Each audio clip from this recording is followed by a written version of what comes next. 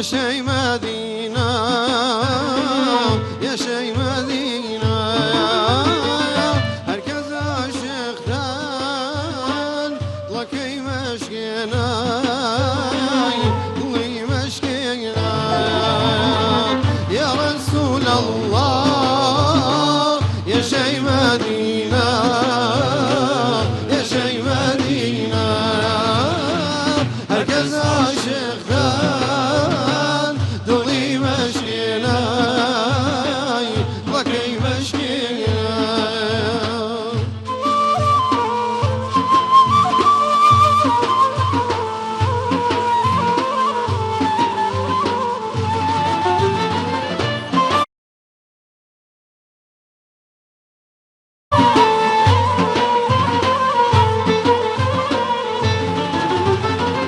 بجمع مدينة باسم وبواي باسم وبواي عرزابا بداس رسول الله رسول الله يا رسول الله يا شي مدينة يا شي مدينة هركز عاشق ذان لكي مشكينا لكي مشكينا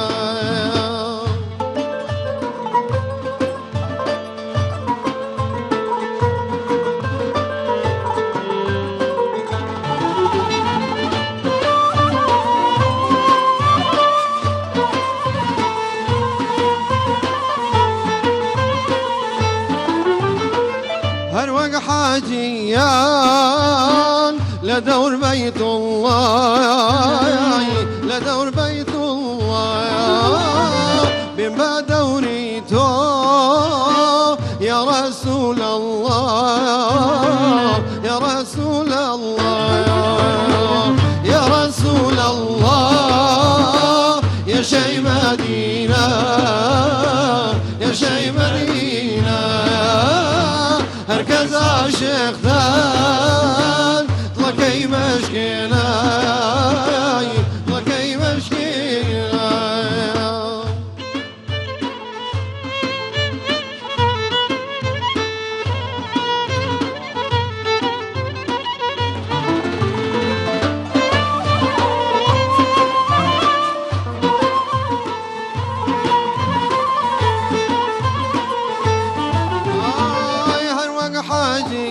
حاجيان بكيش من الله بكيش من الله دبر معزيزم محمد نواي محمد نواي يا رسول الله يا شي مدينة يا شي مدينة هركز عاشق ذان ضلي مشكينا لكي مشكينا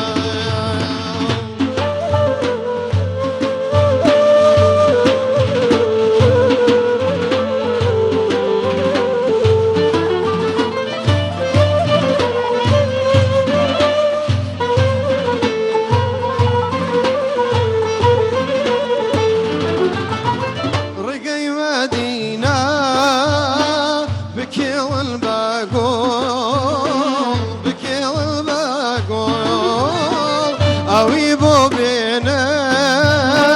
البديدة وبدل بديدة وبدل يا رسول الله يا شي مدينة يا شي مدينة هركز عاشق ذان ضلي مشكينا لكي مشكينا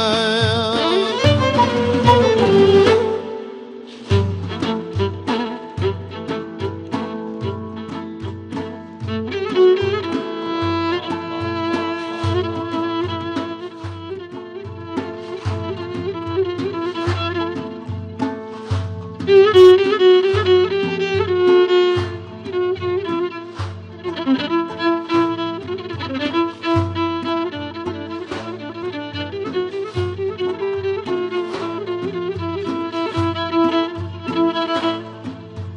فالكل من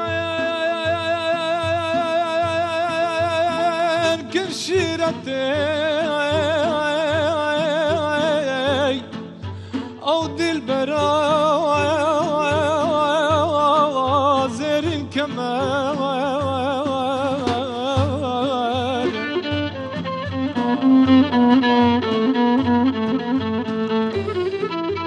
من دي دحاوى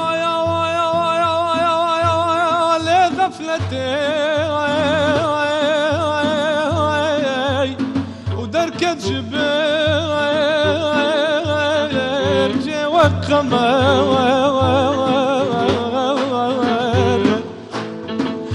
دركة جبال جو بنجران دل قرتو دا برخنجران أبرنج حوا ليد البراوان لو عاشقان ويوجقان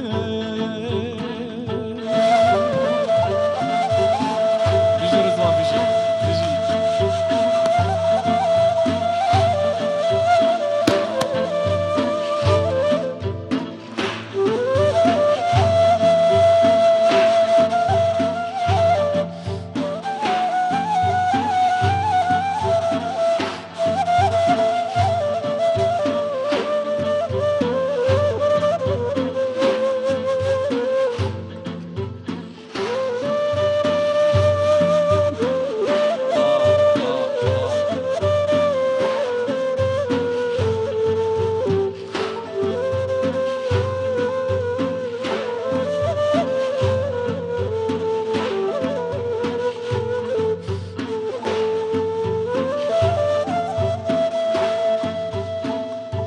خدات بنافي خدكي تي كردستان بيكي آمين آمين تي دجمني ما برجكي الله ما بلكي يا الله يا خدا تو بناوي خكي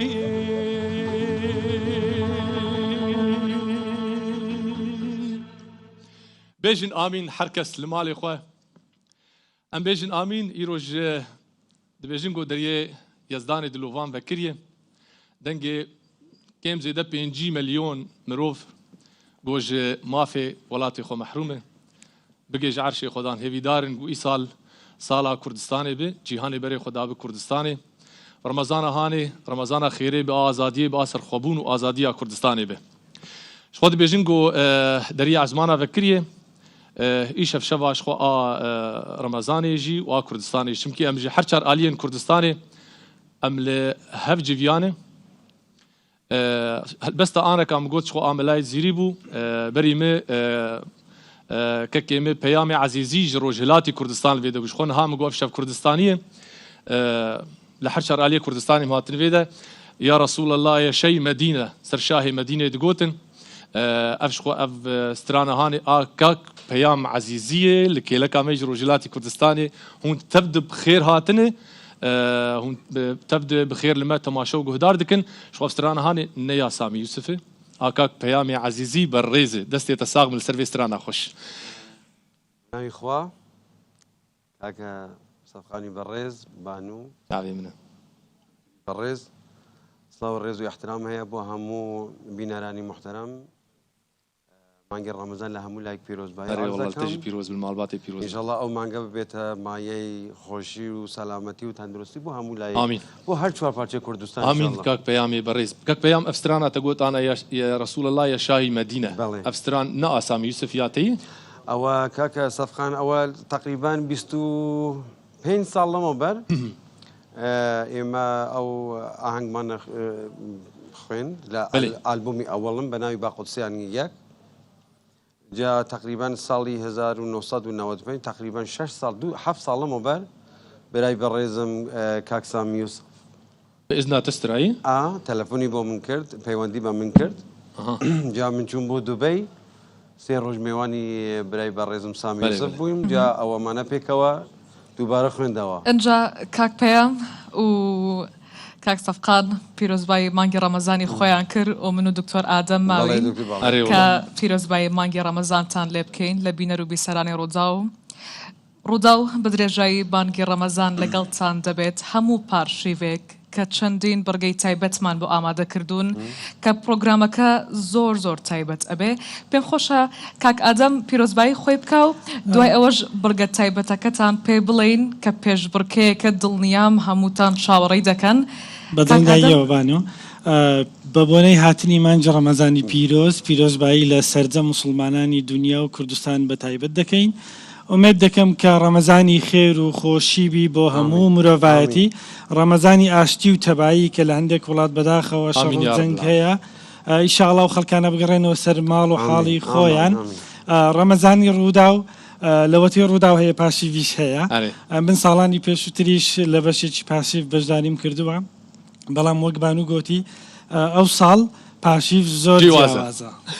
باشە ئێوە پیرۆزبایی خۆتان کرد بەڵام کەستان بە منتان نەوت بان و پیرۆزە بەم ستایلە دەرکەوتوی تا ئێستا من بە ستایلێکی لەم جۆرە دەرنەکەوتم لە ڕاستی منێ بگوتا پیرۆزێ منێ گوتە با چیژی منێ خۆ بە تەماشەوانە بدا ناسکرنجی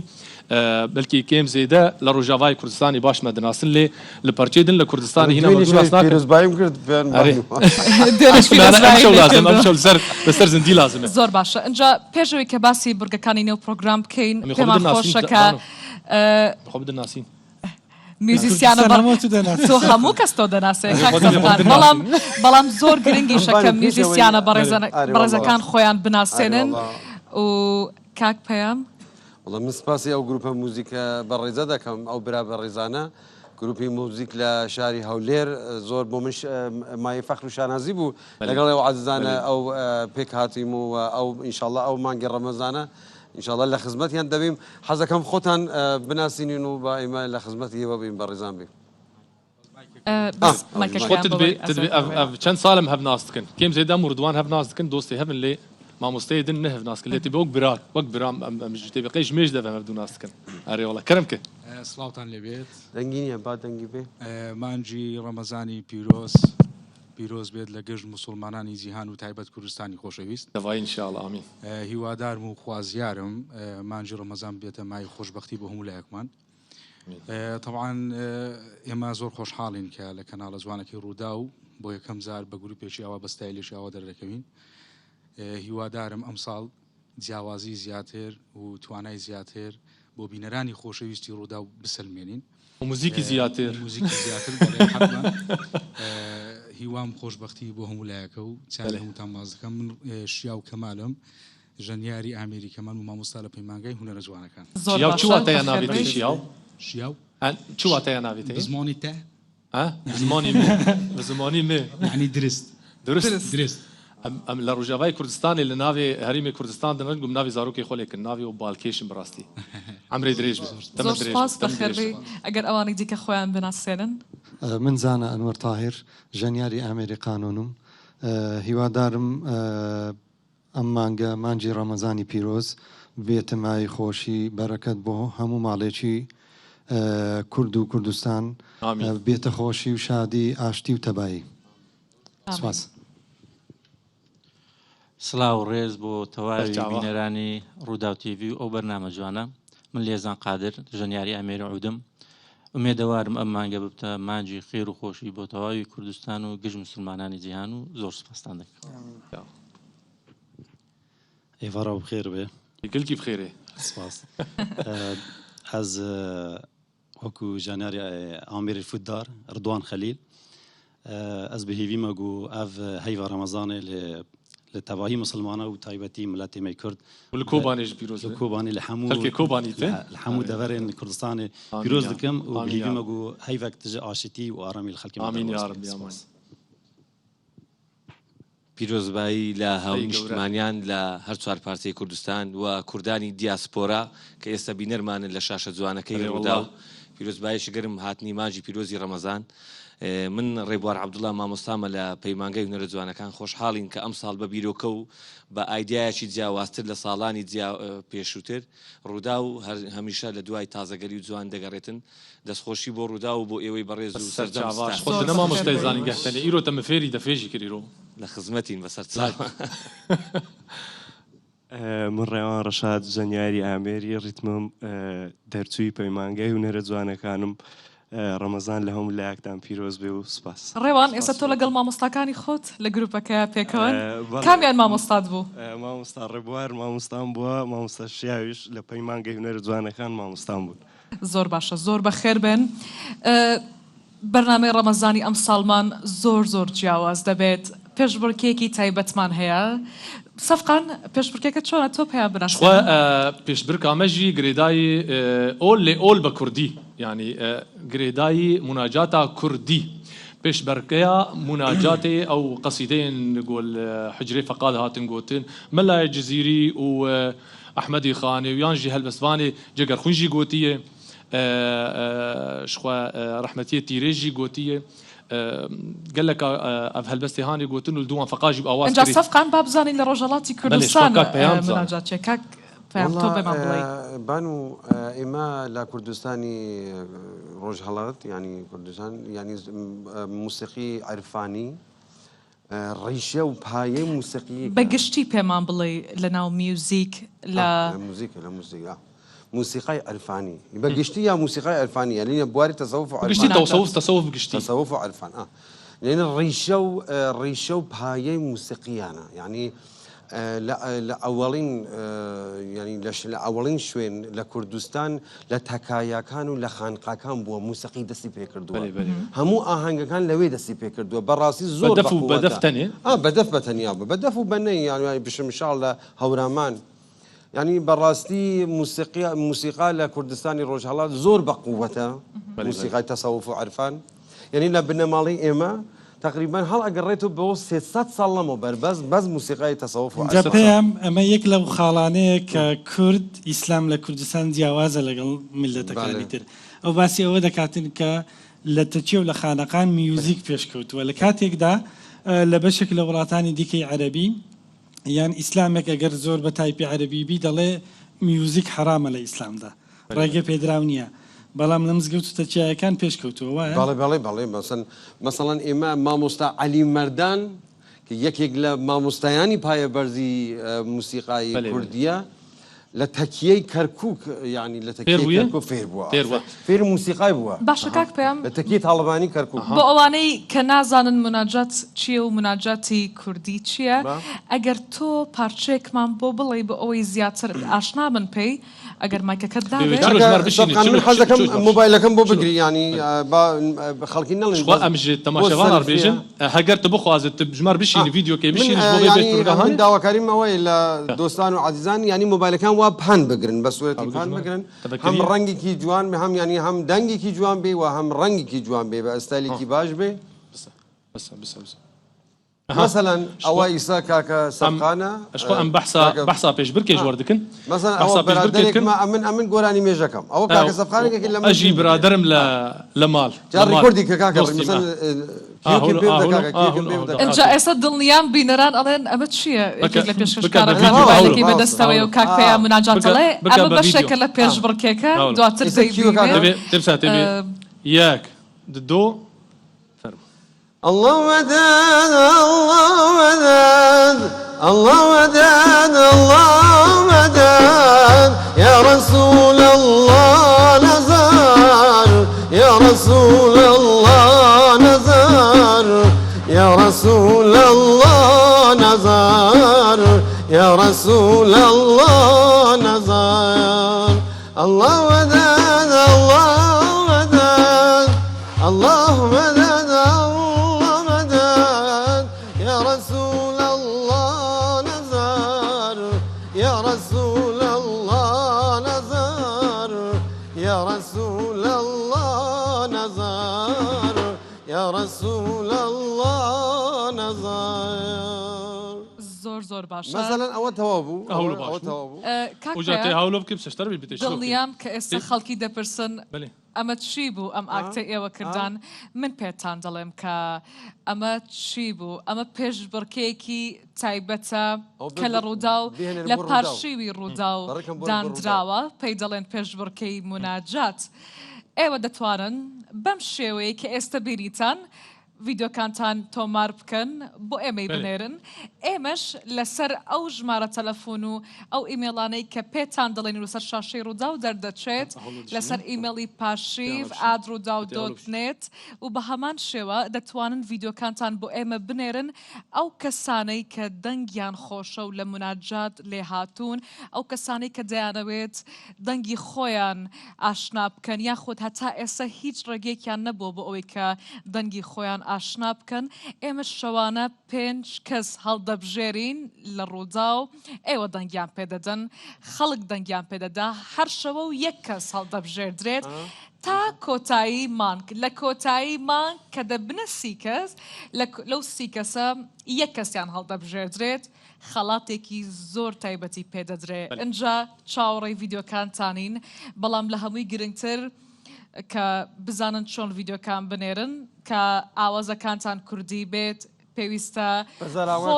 بەزاراوەکانی هەر پێویستە کە ڤیددیۆکان بەڵام ئەوەی لە هەمووی گرنگترە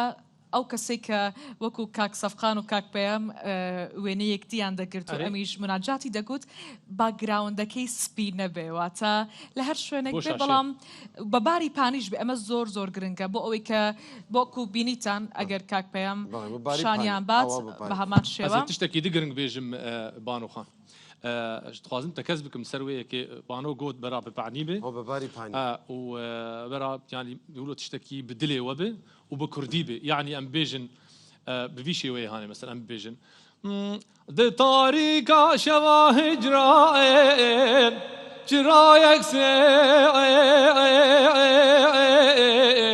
فتم یارە تزانە کوردیە نە بە عەرەبی ئێمەش بەم جۆرە مۆبایلەکەمان بە پانیەگرین و وێنەی تۆگرین زۆر گرنگە بەم جۆرە هەوڵ بدەن سێلفی نەبێ یەکێک مۆبایلەکەت بۆ بگرێت چکە بەم جۆرە جوانتر دەردەچێ لە ئاستی چاوت بێ و دەنگەکەشی بان و ینی ڕوودا و ئیسا ئستەیجێکی باشە بۆ ئەو کەسانە کە دەیانەوێت دەنگی خۆیان تەسەوف و عرفان گەرەکیانە ئیشکەن و خەڵکی بیان ناسن بێگومان بەڕاستیەوە ئستەیجێکی باشە ینی دەرفەتێکی باش بەرێ دگوتن دگۆ دەرەنجە دەرەجەیە کلکش ئانا ڕوودا و دەرفەتدایش دەرەنجایەکەت خۆباوی ئادەها ینی ویدۆکانی خۆتان بەڕیکەن بە ڕقەمەکەی 2964 750 530 307 لە بیرم ئیمێل لە بیرم یانژی بە ئیمێلا پاشیو ئاتڕوودا و دۆت نێت پاشیو دڵنیام لەوەی کەوا کورد هەمیشە دەنگخۆشی زۆری لە هەموو بەشەکانی کوردستان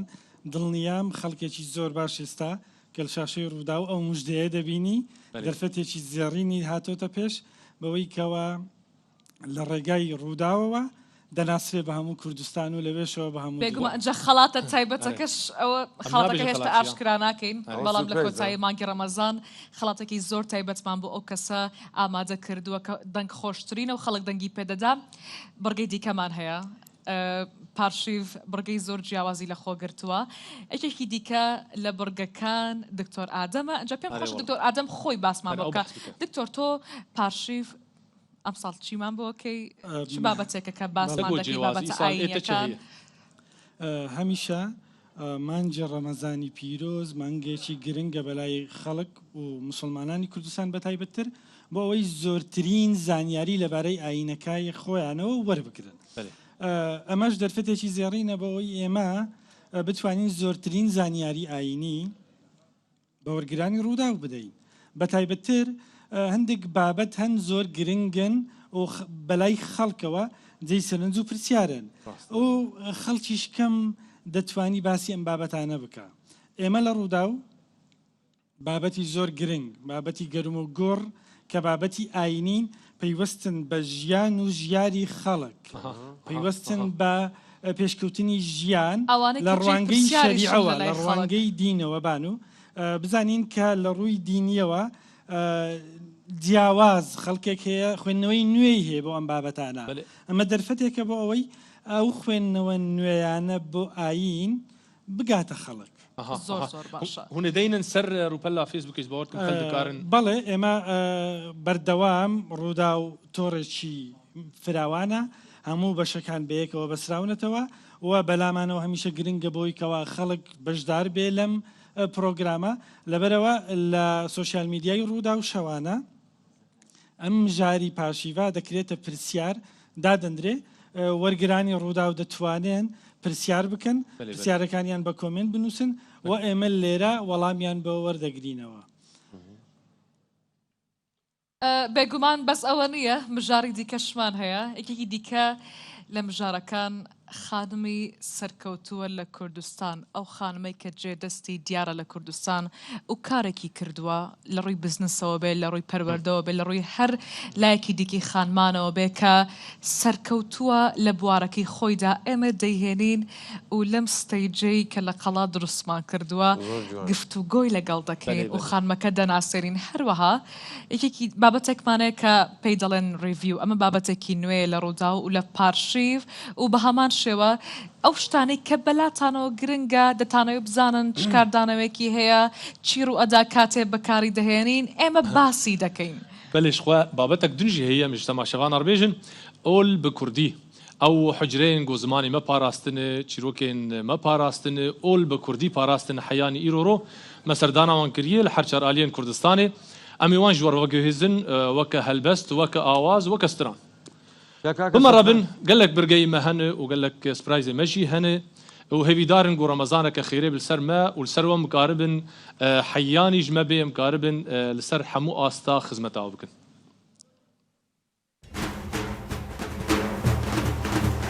ئەگەر مناجات دیان مەداخی دەڵێن قەسیدەین خۆی ئۆلی ڕووداوی ڕەبشین لە بەرنامەی پاشیوی ڕوودا و هەرشەو یەک کەس هەڵدەبژێرین لە داویا ڕەمەزانێژی یەک کەسی خەلات ویدۆکانی خۆتان بە ژمارە تەلیفۆنی 2964 750 530 307 یانجی بە ئیمێلا pashiv@rudaw.net ژمارەڕێ چاوەڕوانتانین لێبیاون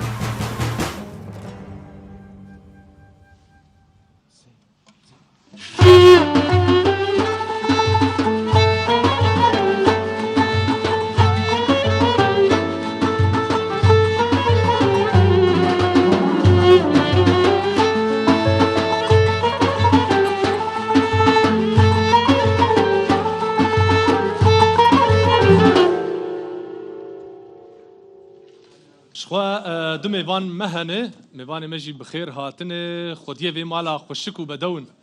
خودیه مالا گم بخیر هاتنه سر سرا سر چعوا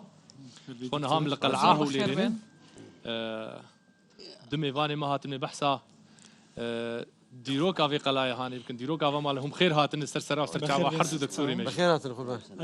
سەفقان ئێمە لە قەڵای هەولێر ئەم ساڵ جیاواز لە ساڵانی تر پرۆگرامی پاشیو پێشکەش دەکەین قەڵای هەولێر مێژوێکی زۆر دێرین و کۆنی هەیە تاکە شوێن ڕەنگە لە هەموو جیهان کە 6,000 ساڵە بەردەوام ژیانی تێدا هەیە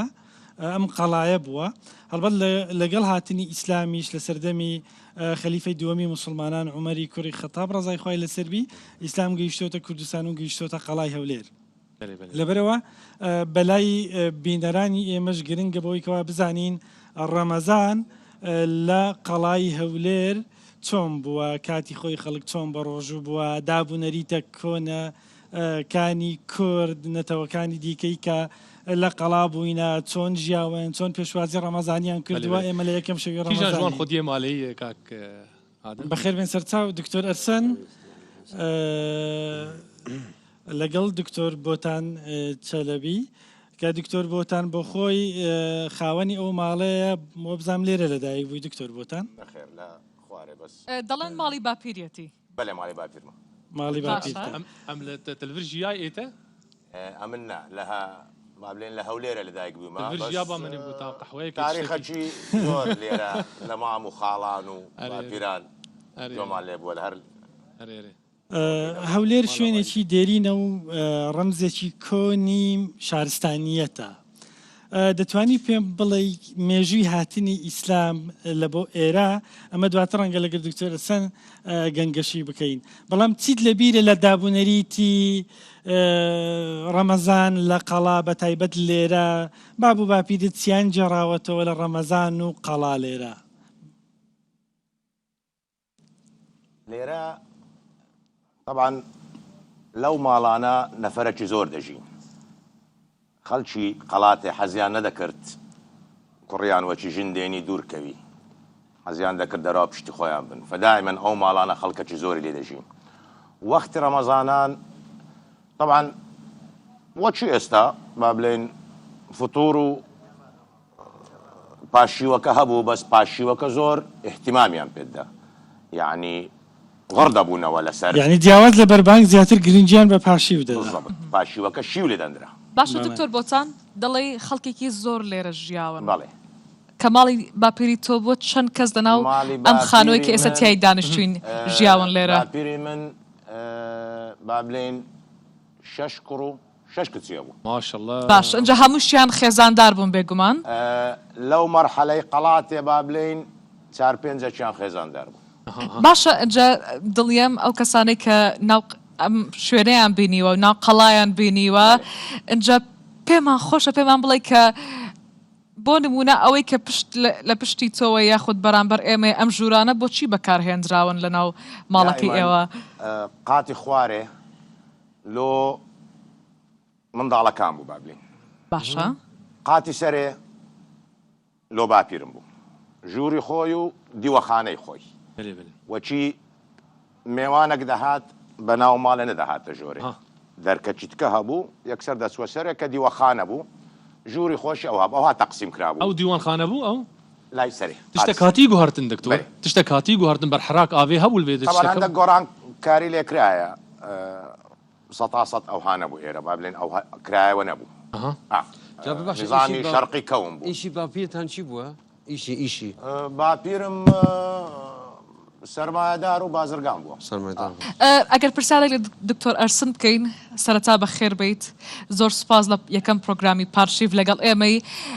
ئێوەش خێزانێکی ناودار بوون لە قەڵا پێمان خۆشە پێمان بڵێ ژیان جاران لە قەڵا چۆن بووە دابوونەریت و بۆنەکان چۆن بووە هاوکاری یەکدی لە نێوان خەڵکی چۆن بووە یاخود بازارکردن لە قەڵا چۆن بووە ئەگەر باپیرێ تژی هەبوو لێ دەرێ بێگومان ئەگەر لە زمانی خۆتۆ بیبیستین ئەو خانێنە دەبینی لەسەر ئەوەی لەسەر دەڕۆتە ناو باژێر ئەو خام بوو ئەوانە هەموو هیمە بوون باپیرم بوو دیوەخانەی بوو ئەوە دیوەخانەی بوو ئەوی دیکە ماری خۆی بوو پاش هیبرای خۆی گوسکەتر بوو ئەویش دیوەخانەی خۆی بوو خانی خۆی بوو ئەوی دیکەش هیبرای گەورەکان بوو ئەوی بە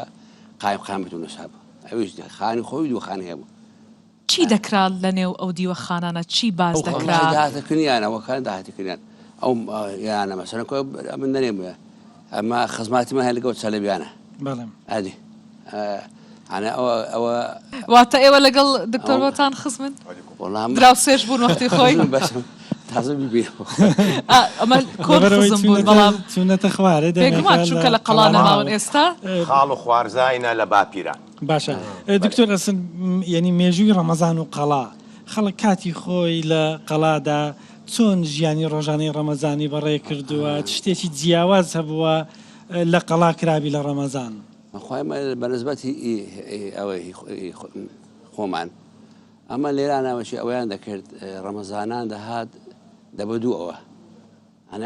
ئەمە پێدەنی پاشی و سلێمای پێدەنی پارشی و ئەمە پاشیوەکەی علەساس شیوی ئەوەی داخۆری ئەوزە پاشەکەی ئەوە چیان دەکرد ئەمە شی ئەوەی لێدەنادا شیوەکان کوبوون مەسەن دەبینی 100,000 هەیە شیوەکان ئەوە پێدەێن ناویچ شفتە دەکرا شفتە کاز و کەوا بێکرا ئەوانە زۆر دەکران پاشیوان نانیشان دەکرد یعنی ئەمە بەناوبانگ بوو لە قەڵا خەڵکی قەڵا حەزیان لێ بوو کە لە پارشێوان هەم ڕۆژێ نان دەکرا بەنان وەچی ڕەمەزان دەهات لەبەر ئەوەی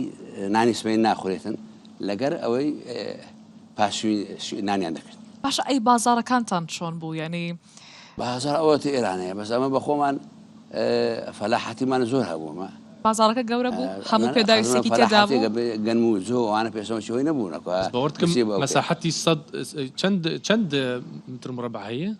مساحتي قەلا خۆی نازەم چەند بازارەکەتان گەورە بوو یاخود گچکە بوو بەخۆی بازاری گەورەی ئێرانە بۆ بەرامبەری قەڵاتی دەردی خوارێ ئەوە بازاری گەورەیە ئەوە نییە پێی دەێن قەیسەری ئەوانە ئەو هەر قەدیمەش هەبووە لە زمان سوڵتان مزەفەریش هەبووە ئەدی خۆهرەوە نییە بری ئەوە بیتن بەڵام بەنسبەتی قەلات حتا مەسەن ئەمە کە پیاویان هەبوو و ئەوەشان هەبوو پەیتون پێدەین کە ماین ئەوەی دەکە عەرەبیان ڕاستکێشاتن ئەوە بۆ خواسواروی دەبوون باپیرمان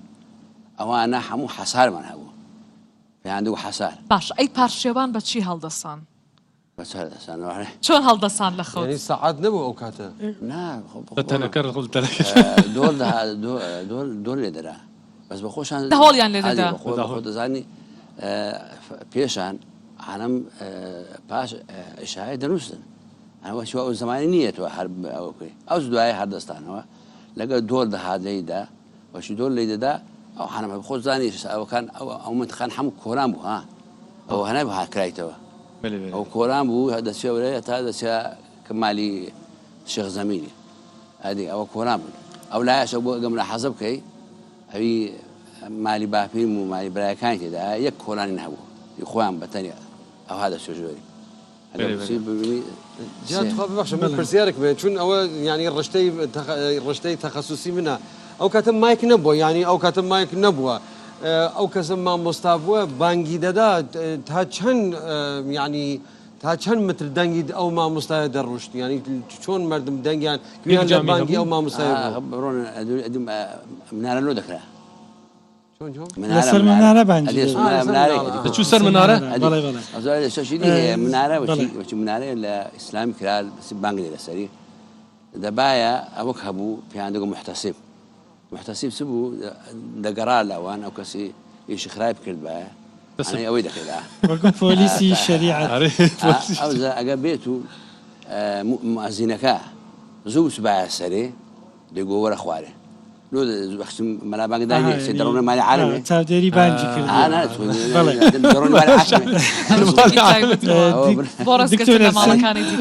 من مەبەستمە دکتۆر بۆتان بابەتی مەولود و هەولێر دوشتی دانەبراون لە یەک بە تایبەتر خەڵکی هەولێری کە بە ڕەسەن لە هەولێر بووە زۆر گرنگی بە مناجاتی دینی و مەولود و ئەو بابەتانە دەدەن کاتی خۆی لە قەڵات لە ڕەمەزان زیاتر ئەم بابەتە هەبووە چێ زیاتر بەناوبانگ بۆ لە خوێندنەوەی مەولود و لەو بابەتانە لە ڕەمەزان خێر و خێرات زۆر دەبوو یعنی مانجی ڕەمەزان پێشان عالەم فەقیر بوو فەقیر زۆر بوون زمانجی ڕەمەزان دائما خێر زیاتر دەبوو لەو گەڕەکانە ئەوی دەیبینی ئێستا سەبارەت بە ئەو مەولود و ئەو شتانە طبعا ئەوانی مەشهور بوون ماڵی شێخ عەبدولکەریم تا بڵێن نەوەی ماڵی شێخ کاکەی ئەوانە زۆر ئەوەی زیکر و دەف و بڵێنەوە بابەتانە ئەو شتانە ئەوان یعنی زۆر مەشهور بوون شێوازەکانی خێرکردن ئەو کات لەسەر قەڵات چۆن بووە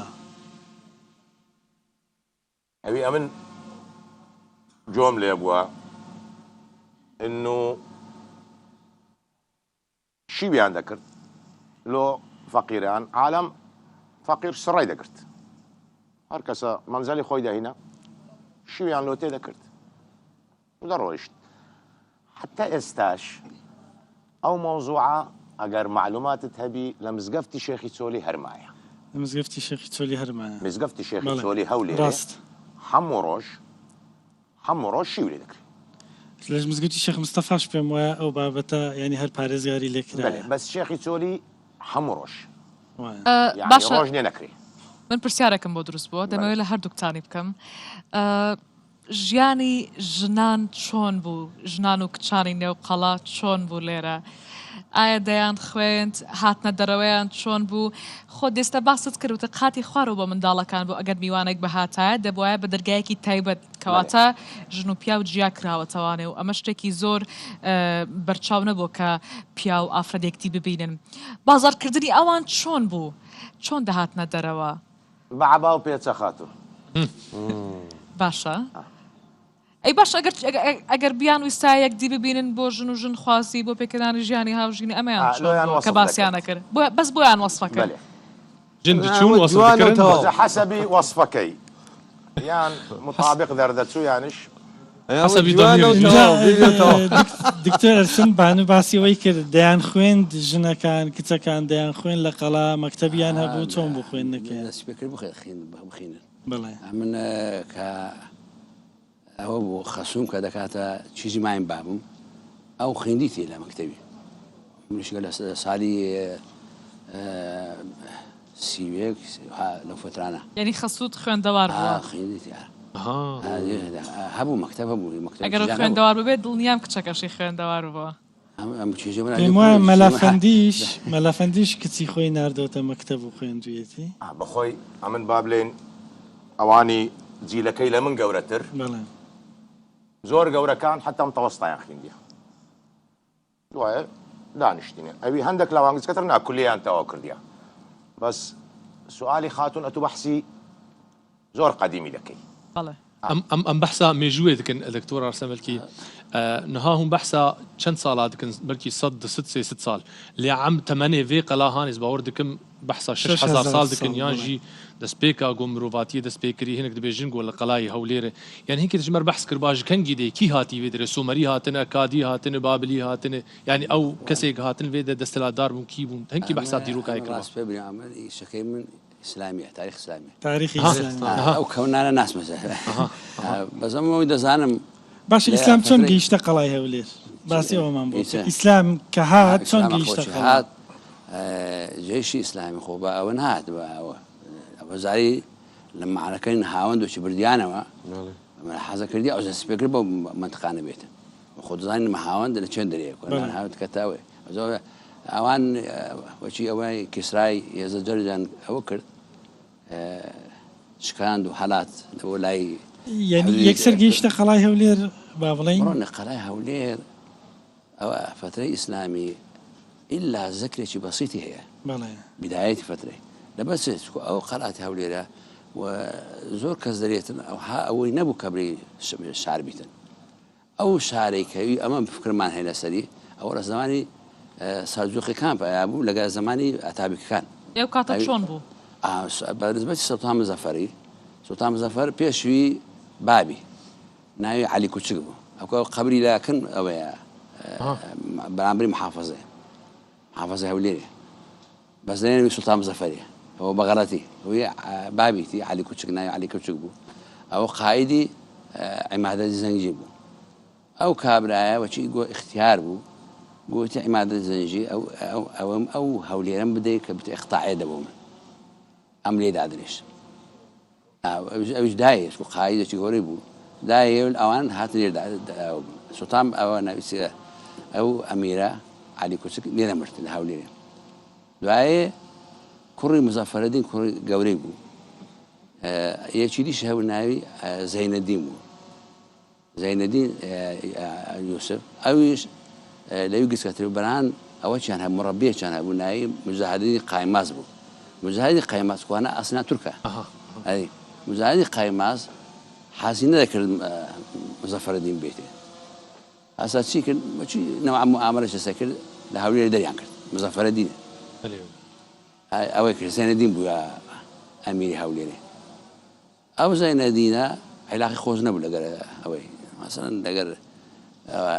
سلاحەدینی لەگەر ئەتابیی مووسڵێ زیاتر عیلاقی هەبوو بەناوەچی لە بۆ سەلیبی ئەوە کرا ئەویشتوە لە بۆ فەڵەستین و هەتا وفاتیش کرد لە شاری ناسڕێ ناسیڕە بە خۆتان زانین لە فەڵەستینە ئەو لێ ئەو کرد ئەوزە لێیە ئەوە مزەفەرەدین فرسەی دیت و خێزانیشی خوشتی سەلاحەدینی بوو ناوی ڕابعە خاتم بوو ڕابعە خاتون ژنی ئەوەی بوو ئەو ناویسێ سوڵتان مزەفەری ئەنجە ببوورە قسەکەشت پێ بڕم مامۆستا بەس دیقەتان ناوە ماشەڵڵا چەند زهنی باشە ئەو ناوانەی چەند بجوانی دانە بە دانە بیر ماوە بڕۆن لە گۆڕێ ئینسان دوو ئەوە هەیە دوو مهنە هەیە یەکیان تەبیبە کە دکتۆر هیچیان مؤرخە دروست دەبێت ئەتوو زاکرێت بە خۆت بێ ئەگە زاکرێت بە خۆن نەبیێت ئەو بەبینایەتەوە ئەو ناوانە ئەو تاریخانە بانو ینی شێوازی قسەکردنی دکتۆریش ڕێک نەکەی هەولێری ئاوا من کولێش وایە حاضرە دەنێم ئەو ئەم ناگۆڕم دکتۆر من خوند ئیرۆولۆ سەر دیرۆکا قەلا هەولێری دخوند دگوتن گو ناوێ دەستپێکێ ناوێ ئەربیل هاتی لە ئێبلا لە سووریا هاتی دڕقی میێوانی تینی دڕقی میێوان باسی ئەربعیل لەو دەکەن لێ بخۆنجی دکتۆر چێ گۆلڤێ دەرێ گۆلڤێ دەرێ لەم شوێنە گۆ معبدێ زەردەشتیاژی هەبوو ماڵی ئاگر هەبوو لێ دەرێ نزان ڕاستیاوەیەکی ئەو زمانی هەبوو سکولۆ ئەو منطقەیە ئەو فترەی دەرێ ئەوە بوو ئەوە محەبەت بووە ئەوانی کەوەچی کودەری ئەوانی خزمەتی معبەدیان دەکە ئەوان لێ دەژیان ئەدی ئەوە نەبوو هابرێک بتە شارەوە ئەمە یەکی دیمان هەیە ئەویشۆ چی لە هەولێر گسکەترە ئەمە گوندەکمان هەیە ناوی سەعداوە گلی سەعداوێ ئەلێ وێنن دەرێ ئەویش دیسان معبەدی باشە دکتۆر بۆتان ڕوونە بۆی کەوا ژیان سەرەتا لە قەڵا بووە دواتر خەڵک چۆتە خوارێ ئەوەی تۆش باس کرد لە سەرەتای بەشداریەکەت وتت من لە خوارەوە لەدایک بووم بۆچی چوونە خوارەوەی قەڵا هاتوچوون زەحمەت بوو یان لەوێ یان خانەوادەکان فراوانتر بوون لەوێ چۆن پەرەتان بە هەولێردا دکتۆر ئادەم لە هەمووی ئەنی ئەوەی کە زۆر سەرنجڕاکێش دەبێت ئەوە بزانین کە لە قەڵا کە کاتێک ماڵە باپیریان ڕۆشتون یەکەم شوێن چنۆتە چگەڕەکێک ینی لە قەڵا ڕۆشتنۆتە خوارەوە لەکوێ نیشتە جێبوون یەکسەر بەخۆی پێشی ماڵەکەیان بگۆزنەوە لە قەڵات بازارەکەیان بینا کرد قەیسەری هەولێرێ قەیسەری هەولێرێ لەسەر ئەگەر تەمەشای بکەیت زۆر بە بازاری حەمیدیەی دەچی دیمەشق حەمیدیە باپیرانی ما تجارەتیان لەگەر سووریا هەبوو لەگە دیمەشق هەبوو چووان دیتیان دیمەشق شارێکی زۆر کەونە ئەو بازاڕیان دیت هاتن ئەو بازاڕیان بینا کرد یەکەم جار ئیشەکەیان بردە خوارێ پاشی هەنجین قەڵات کەون بوو چکە قەڵات مەساحەکەی مەحدودە خانی کەون دەبوو لەسەری بینا دەکرا یعنی ئەو خانیانەی جەنابت دەیبینی ئەوە عمری 4000 ساڵ نییە ئەوە لەسەر خانی کەون بیناکرایە دەستیان پێکرد وەچی بازارەکە دروست بوو دائیمەن ئاوەدانی دروست دەبی لە دەرەوە پشتی ینی ببوورە بازاڕی قەیسەری بەر لە گەڕەکی خانەقاوەوانە بیناکراوە پێش گەڕەکی خانەقا بازار یەکەم بازار پێش تەعجیل و خانەقا بووە ئەو زەلە دەوراو پشتی ئەو بازارەی تەعجیل و خانەقا خانیەکان کراینە قەڵات کەون بوو عالەمەکە فکری کرد مستە خوارێ باعتیبار هەولێر ئاوەدان بوو دکتۆر بستە چێن دەرێ ئەگە بازار نەبی دەشتە بەێ شخۆ بازار عینێ بازارێژی لە نک قەلعا حەلەبێ عینێ دیزاینێ و عینێ بازارخواست بێژم چلو ئەف دروست بووە بەیاژە حەلەبێ مامۆستەتانین هۆستەتانین یانژی مووسڵێ یانژی تورکێتانی یانژی خەلکی هەولێرێ بخۆ ئاواتکردن کوبی ناکرا بووک بینا وەک ئەقواسێ گەهنێ و تاجێ گوهنێ طبعا وەستای سووری هات عملەی خۆشمان چکە ئەو زمانی وەستای منەی دەزانی بەو نەوعی کێ دینا ئەو وەستای سووری کێ ئەو ئانی کێ ئەو بەگوست بێدا باپیرانی مەهینایان ئێستاش مزگەفتەکە هەر مزگەفتەک و بازارەکە مزگەفتی حاجی قادری پێدەرێن کە دەکاتە باپیرم ئەوزە پاشی ئەنجین دەشتەکە ئاوەدان بوو فعالەمەکە ئەوی خانی کەون بوو ئەوی جێی نەبوو ئەوی ئەوەی نەبوو دەستی پێکرد سەر بێتە خوارێ یەکەم جێش ماڵی باپیرم کە قەڵاتیان بەجێ هێشت چوونە کە دکتۆر گۆتیکن سوڵتان مزەفەری جادەی ئێستا جادەی کۆمپیوتەری پێدەێت تەنیشت تعجیلی دەکەم شەو پاشیف کۆمەڵێک یادگاری و زانیاری گرنگ لەسەر مێژووی هەولێر و قەڵات سپاس کە ماندی بوون هاتن بۆ میوانداری ئێمەتان قبوڵ کرد گەلێک سپاسی بووە ماڵ ئاوایی بن ئینشاء الله هون هر هبن وهون هر ورن في درجي في شوي ناخوش وسپاس ببین بمالی دستی وان باپیشت. ساغ بر و جیوانش بهش تارنگین به کسی گو افدر درست کریه لەگەڵەمە بمێنێنەوە بە گوێمان لە پەیامی عەزیزی وی سرودێکی ترمان پێشکەش بکات. أري والله يا حبيبي ترمان پێشکەش يا بکات. حبيبي أري والله لەو ساوە بە جوانی گوێی لە ئێمە گرت بوو. ئەمە خەڵکی ڕۆژهەڵاتە.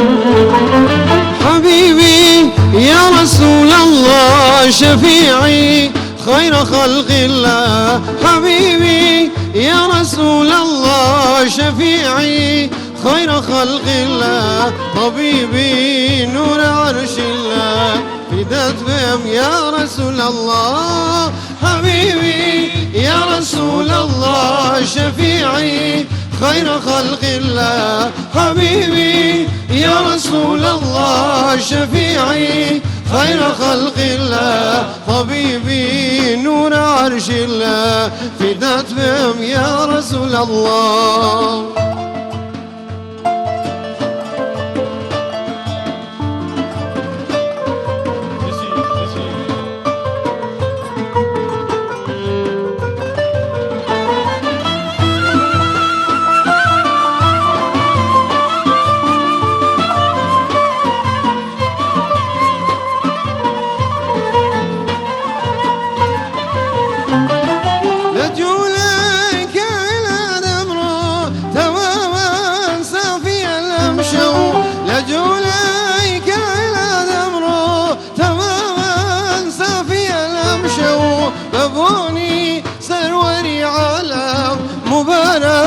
بادي الأمشو بابوني سروري عالم مبارك بادي أمشو حبيبي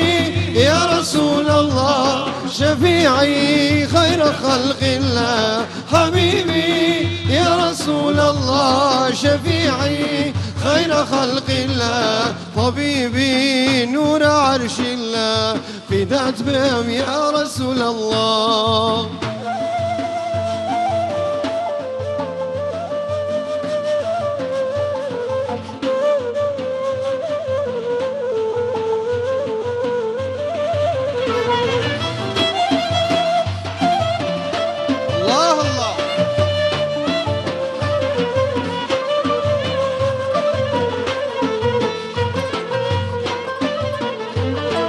أجر وش يكفي فكرة لدقي مرحبا مشو أجر وش يكفي فكرة لدقي مرحبا مشو بابوني تغريبي ذمني بهات المصطفى مشو لبو تعظيم وتكريمي بهات المصطفى مشو حبيبي يا رسول الله شفيعي خير خلق الله حبيبي يا رسول الله شفيعي خير خلق الله طبيبي نور عرش الله فدات بهم يا رسول الله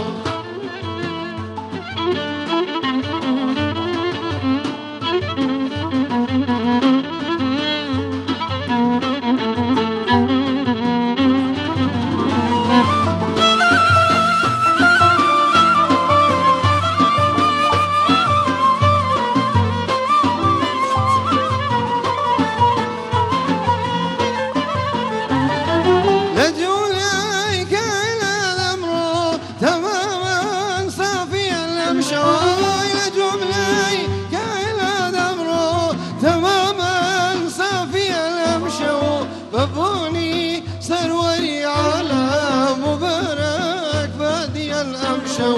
بابوني سروري على مبارك مبارك بأيام شوال حبيبي يا رسول الله شفيعي خير خلق الله حبيبي يا رسول الله شفيعي خير خلق الله طبيبي نور عرش الله فداك بهم يا رسول الله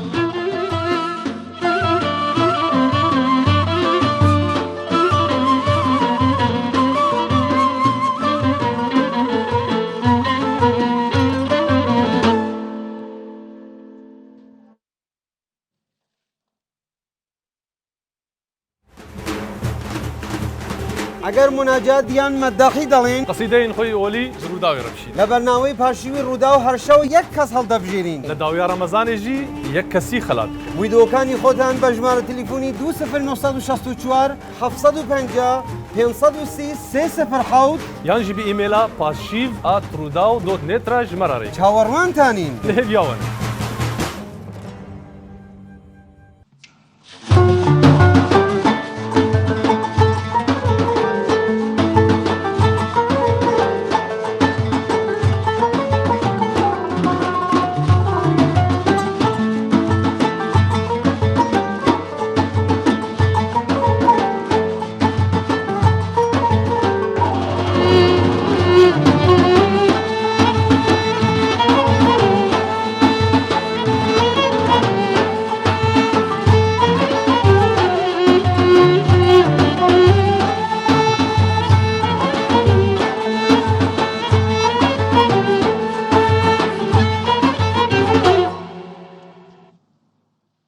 بەڵێ وەرگرانی ڕوودا و پاشیف بەردەوامە لەسەر قەڵایی هەولێر بە شێوەیەکی ڕاستەوخۆ لەگەڵتانین وەکەوەی لە سەرەتای پرۆگرامەکەش باسمان کرد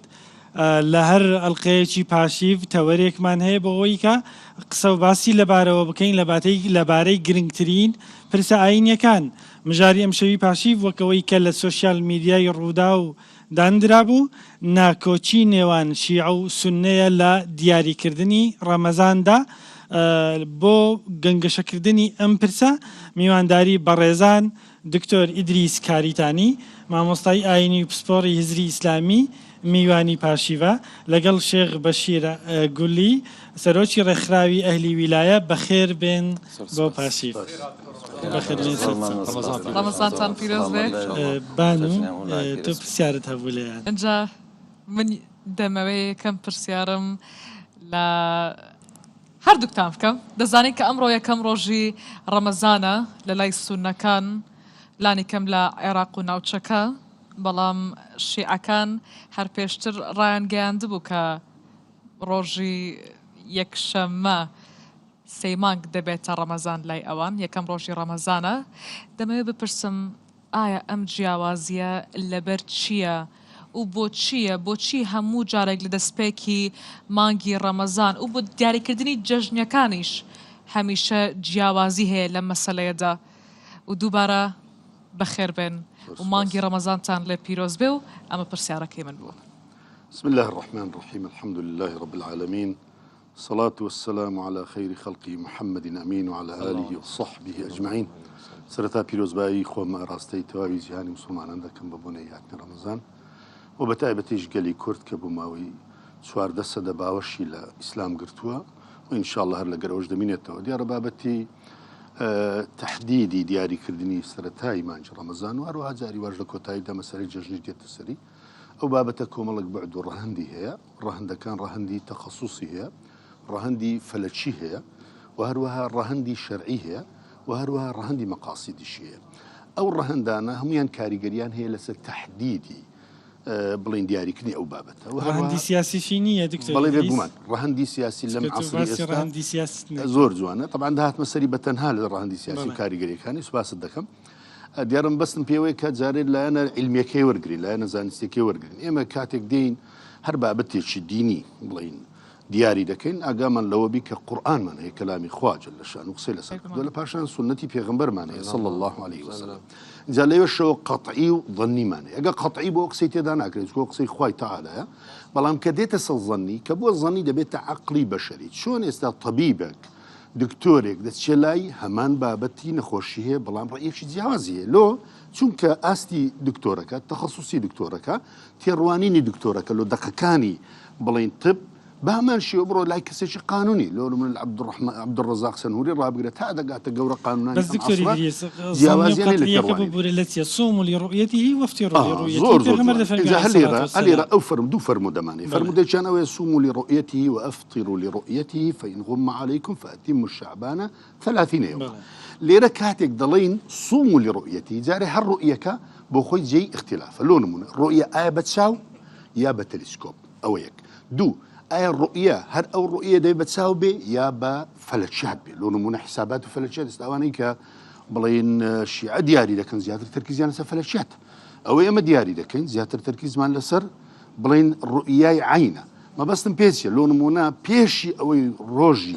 دیاری کردنی ڕەمەزان بێ لەک لە مەرجەعەکان دەڵێ ئەو ڕۆژامان دیاری کردێ کەواتە ئەوانە چاوەڕێی ئەویان نەکرێ بەڵکو لەسەر ئاساسی فەلەکێکە ئەوەش بە قەتعی ڕەت ناکرێتەوە بڵێن لۆ نمونە لە لای سونەکانیش بەشێکیان قەنەعەتیان وایە بەڵێ بە فەلەکێک باشە یعنی لای ئەهلی سونە دیتنی چاو گرنگە پشتی پێدەبەستێ جا یەک فەقەڕە هەیە زۆر گرنگە ئەوەیە بابەتی دیتنی مانجی بڵین دیاریکردنی مانجی ڕەمەزان هەر لە نێو ئەهلی شیعە و سونە اختلاف نییە لە نێو سونەکانیش اختلافەیە لە نێو شیعەکانی خۆیانیش اختلافەیە بۆ نمونە لە ناو سونەکان سێ مەسەب لەسەر ئەوەیە کە دیتنی مانگ دەبێ علاقەی بە مەطالیعەوە نییە لە هەموو دنیادا لە یەک شوێنی مانگ بیندرا سێ مەسەب کە مالیکیەکان و حەمبەلیەکان و حەنەفیەکان بەڵام شافعیەکان و ئیمامیەکان دەڵێن نا ئەم بابەتی جیاوازی مەطالیعە پێویستی بە قسەکردنە ئەو ڕێیە بڵێن وەڵا بە شیعە و سونە لەو بابەتە اختلافیان هەیە ئەم ڕێی هەڵەیە بەڵام سیاسی کە بە سیاسی دەکرێت لەو حاڵەتەدا لۆ ئەوەی هەندێک بڵین لۆ نمونە خۆی بە نوێنەری ڕاستەقینی ئەو قەزیە بزانی اختلاف لە مەسایبەکان دروست دەکە ئەگەنە لە ئەسڵدا هیچ عولەمایەک هەوڵی ئەوڕۆ بە ڕۆژوو دەبی پێت وایە مانگ دیتراوە بەڵێ بە پێی ئەو هەموو بڵین فەلەکیاتی هەردوو کار بەکاراتوە هەم چاو بەکاراتوە هەم فەلەکی بەکارات قەنەعەتت بەوە هەیە پرسیارێکم هەیە مەسەڵەن ئیستا لە عەرەبستان ئەو مانگی ڕؤیەت کراوە یعنی بۆ عێراق ئەوە حجەتە ئەو کە مانگ دراوە یاباد لە عێراقیش بیبینن ئەو مانگە جا لەکن سێ مەسەبان ئەوە حجەتە بەڵام لەکن مەسەبێکی ئیمامی شافعی ئەوە مەسەبی ئیمامیەکان حجەت نییە لەبەرەوەی لە لای ئەو دووەی اختلافی مەطالیع هەیە مادام اختلافی مەطالیع هەیە دەکرێت خەڵکی عێراق بین لۆ نمونە بەس بمبورە ئێستا لە عێراق کە دەفەرمێ فەئین غم عەلەیکم ئەگەر لە عێراق غێم بوو نابیندرێ بەڵام لە کوێت سافە لە سعودیا سافە دەبیندرێ کەواتە بۆ اختلاف باشە شێخ بەشیر کەی بە ڕۆژوو دەبی بسم الله الرحمن الرحيم بامن الصلاة بكم وصلى الله على سيدنا محمد وعلى أهل بيته الطيبين الطاهرين وأصحابه المنتجبين أمنش بنوبي خوم بشكل بيروز باي كشت مسلمانا دكم بهاتني مانجي بيروزي رمضان وبتايبات بخلقي شريف ومسلماني كرد من إن شاء الله ما مسا إشارة بك قلت يا سبيني يعني أورو يا بدنالي سبيني بروجي دبم إن شاء الله روجي يكشنبه بروجي دبم لبرتي روجي يكشنبه روجي دبي بس سيقا متمانات بوهمو زاني سننية لهولير لبغداد ديواني وقفي سني لسعودية همو يعني ضلين مانج بيدراوا أما برايكين أولا هیچ فرق و جوازی لویری دانی هیچ شکی تدانیه که ما انشالله برای یکین ما مستاش بجوانی اشاره پیکرد که اواتش دکی اختلافیه بین السنه حتی بین السنه کان و مذاهب کانش بخوی اختلافیه اما اگر بین حقیقت بین ما همو پیروی قرآنی قرآن بجوانی اشاره به موضوعی دکه پیش حدیث و روایات که خدای تبارک و تعالی لسوره بقره بلم آية 159 كبا إشارة بويك شهر رمضان الذي أنزل فيه القرآن هدى للناس والبينات من الهدى والفرقان فمن شهد ليري فمن شهد منكم الشهر فليصم هركس لأيوة ما جديد بروجيبا أو دبت حجة جلير الزانيان چند تقسيمات هيا چند بشيان كرديه يك إنسان بخوي ببيني بچاوي خوي ببيني توا اگر من بچاوی خوم دید لسر من حجته چه وزارت اوقاف چه دیوان وقف چه بلند اتحاد علماء بین بلد یا بینل بوم شخصا دیار کود لسر من حجت دبین اگر ایش نه من ندیتم على هر حالة ایدابه بەڵام مەجموعەك لە ئینسانی مؤمن و متدین و بڵێن باوەڕ پێکراو بڵێت وەڵڵاهی ئێمە هەمومان بە چاوی خۆمان مانگمان دیتە ئەوجا لەسەر من و لەسەر ئەوانە و لەسەر ئەو خەڵکانێکی لەو منطقەیە لەو شاراینا لەسەریان حجە دەبێت کە دەبێت واجبە باشە ئێستا ئەمان دەڵێن مانگمان بینیوە من یەقینم هەیە نەکەوە نامەوێت ئێحانە بە هیچ کەسەکەوادی بکەم یەک نەفەر متابعی مانگی نەیکردووە لە ئێرە بڵێن کە وەڵڵا ئەمە بە چاویمە خۆی ئێرە هەولێرە یان بەغدایە نا ئێرە من مەبەستم ئێرە چون لە بەشێکێک لە کوردستان بڵێ ئەوە بەیاننامەی لیژنەی باڵای بینینی مانگ بەڕوونی دەڵێ مانگ لە هەولێر بیندراوە لە ئاسمانی کوردستان بیندراوە لە بەغداش دیوانی وەقفی سونی دەڵێ بیندراوە یعنی تۆ متمانەت بەو بینینەی ئەوان نییە یان حیساباتی ئەوانت پێ هەڵێ نانا من حساباتەمە مامەسە ئیشارەش بەوەیشی کرد کە ئەمە وتم ئەگەر تەرفەتم دابا من ئیشارە بە سێ مۆزوعم دەکرد کە من دوی ئیشارەشم پێ کرد مەسئلەی دووەم ئەگەر دوو ئینسانی شاهد و عادل بڵێن وەڵڵاهی مانگ دیتراوە ئەوە پێ متمانە پێ دەکرێت و پێ عملی دەکەن یاکش نا ئەگەر هاتو چۆی وەک ئیشارەیەکی مامەساشی پێکرد ئەگەر 30 ڕۆژ لە شەعبان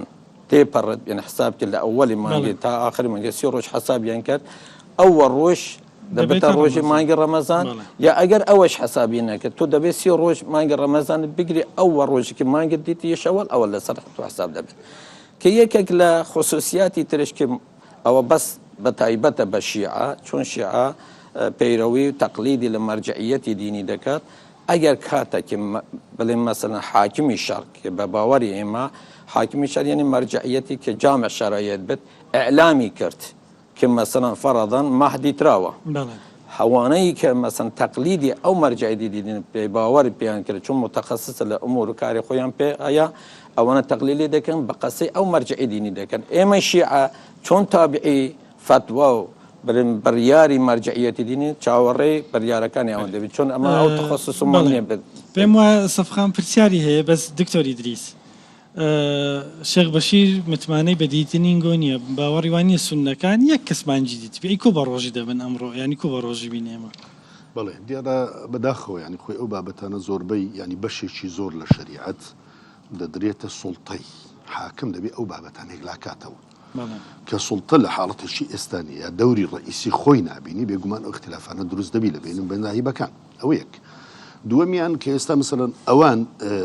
لەبەرەوە نییە کە بنین لۆ نمونە سیڕعەکە لە بینی شیعە و سوننێ لەم بابەتە بەڵکو لە ساڵی 2007 دەگەڵ لە بیرت دەبی مەسەل لۆ نمونە بەڕێز سستانی ڕۆژی جمعەی کردە جەژن بەڵام خەتی سەدرەکان ڕۆژی پێنجشەمیان کردە جەژن کەواتە لە نێو ئەوانیشدا اختلافە بە قوڵی هەیە کە ئەو اختلافە لە بەقوڵی هەیە پێم وایە بەشێکی تەبعەن دەچێتە چوارچێوەی سیاست بەڵام بەشی ڕئیسیەکەی ئەوەی کە باسم کرد ئەوەیە کە دنیا تەتەوری کردی خەڵک بەرەو ئاراستەیە دەڕوا کە دنیا بۆتە گوندێک لە دنیا ئەولەمە تەتەوری کردی بەڕووی فەلەگناسی و یعنی فەلەکیەکان دەڵێن ئەو مرکزی فەلەکی دەڵێ ئەمە دەتوانین لە درێژایی ساڵ چونکە مانگ بە تەبیعەتی خۆی لە بینی خۆر و زەویە بە 29 ڕۆژ ئیشی خۆی تەواو دەکات دەڵێن ئەمە دەتوانین درێژای 1 ساڵی دیاری بکەین و بەشێکی زۆر لە عولەمانی معاسریش دەڵێن هیچ ئیشکالی شەرعی نییە چونکە ڕوئیە مەرج نییە ئیلا بە چاوی بەڵکو دەکرێت ڕوئیە لە خزمەت جناب بۆ زانیاری خۆمە یعنی من یعنی ئەسەن جنابەت فەرمود ئەو حاکمیەتە سیاسیە یعنی ئەگەر ئەوان ڕۆژی پەنجشەمە کردو یانە یا مەسەڵەن فەرمود جنابی سیستانی جمعە کردووە ئەوە قەزانجی چییە یعنی خۆی بەڕای من نەتیجێکی لێوەردە ڕای بەندەی یعنی ڕای بەندێ بەڕای من یعنی داواکردنی تەوحید لە تەحدیدی ڕوئیا ئەوە پێم وایە ئاراستێکی سیاسی وەردەگری ئەگەنا هیچ فوقەهاییشیان سەوی نەکردیا ساڵی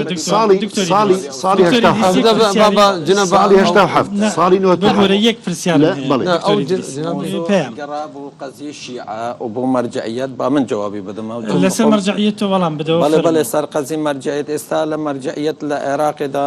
شخصیەتی ئەوەل کە عەلەم لە هەموو کەسە ئایەت الله سیستانی حەفەظەه الله صدر ويا غير الصدر همو احترام رئيسي كم بو يعني خو مرجعنينا مكتبي شنينا من باس يوي ده كم كأوان تياري وان تيارك سياسية نقدينية ولو بخوي لباس دينه ولا بريان كديا بلام مرجعي دينية شفت ناتواني حتى يكفى واش بدت او دشيانين بوچوني شني باشا تواني قريوا ستاري 2000 وحاف بله من يشي مانغ ولا بيستيما قريوا بينشم بجمعة اوان كرديانا جرجل او هيك لو جو انت جيد در فيك كان ثانيه در فتره بدل ما مسكي اشاره باي بك بامنش اشاره باي موضوع بكم لسالي 1939 جشنيان مصر جشنيان قرت 1939 مصر جشنيان قرت روجي دوشنبه روجي سه شنبه حجاز كرديه جشن ولا بمبئي ولا باكستان روجي چهارشنبه كن يسر روش اختلاف يعني او تشتيني كبلم ولا بيوندي شيعويه او بيوندي بواها السنه جدايه اوي كا من خويندمو همو اسلام لسري كوكن اوي كا اگر مانگ ديترا سنه بيان شيعه بيان هر مذهبي تر دبي بروجوبن بله يقينا باش امان سنه لجنه بالا بينيني مانگ لهرمي كردستان ديواني وقفي سني سعوديه تركيا چەند دەوڵەتی تێر دەڵێن مانگ بیندراوە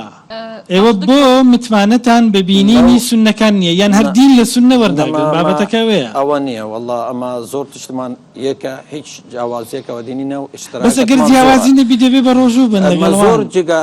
بە ڕۆژیش بوونە و لە زۆر ساڵێش ئەمە پێکەوەش جەشنمان کردی بەڵام لە هەندێک کات لە هەندێک ساڵ بووە کە ئەمە اختلاف بووە نەمانگرێت لۆ بەیانی لە بەخاتری مامەد دکتۆر ئادەمی ڕاست بە ڕۆژی نابی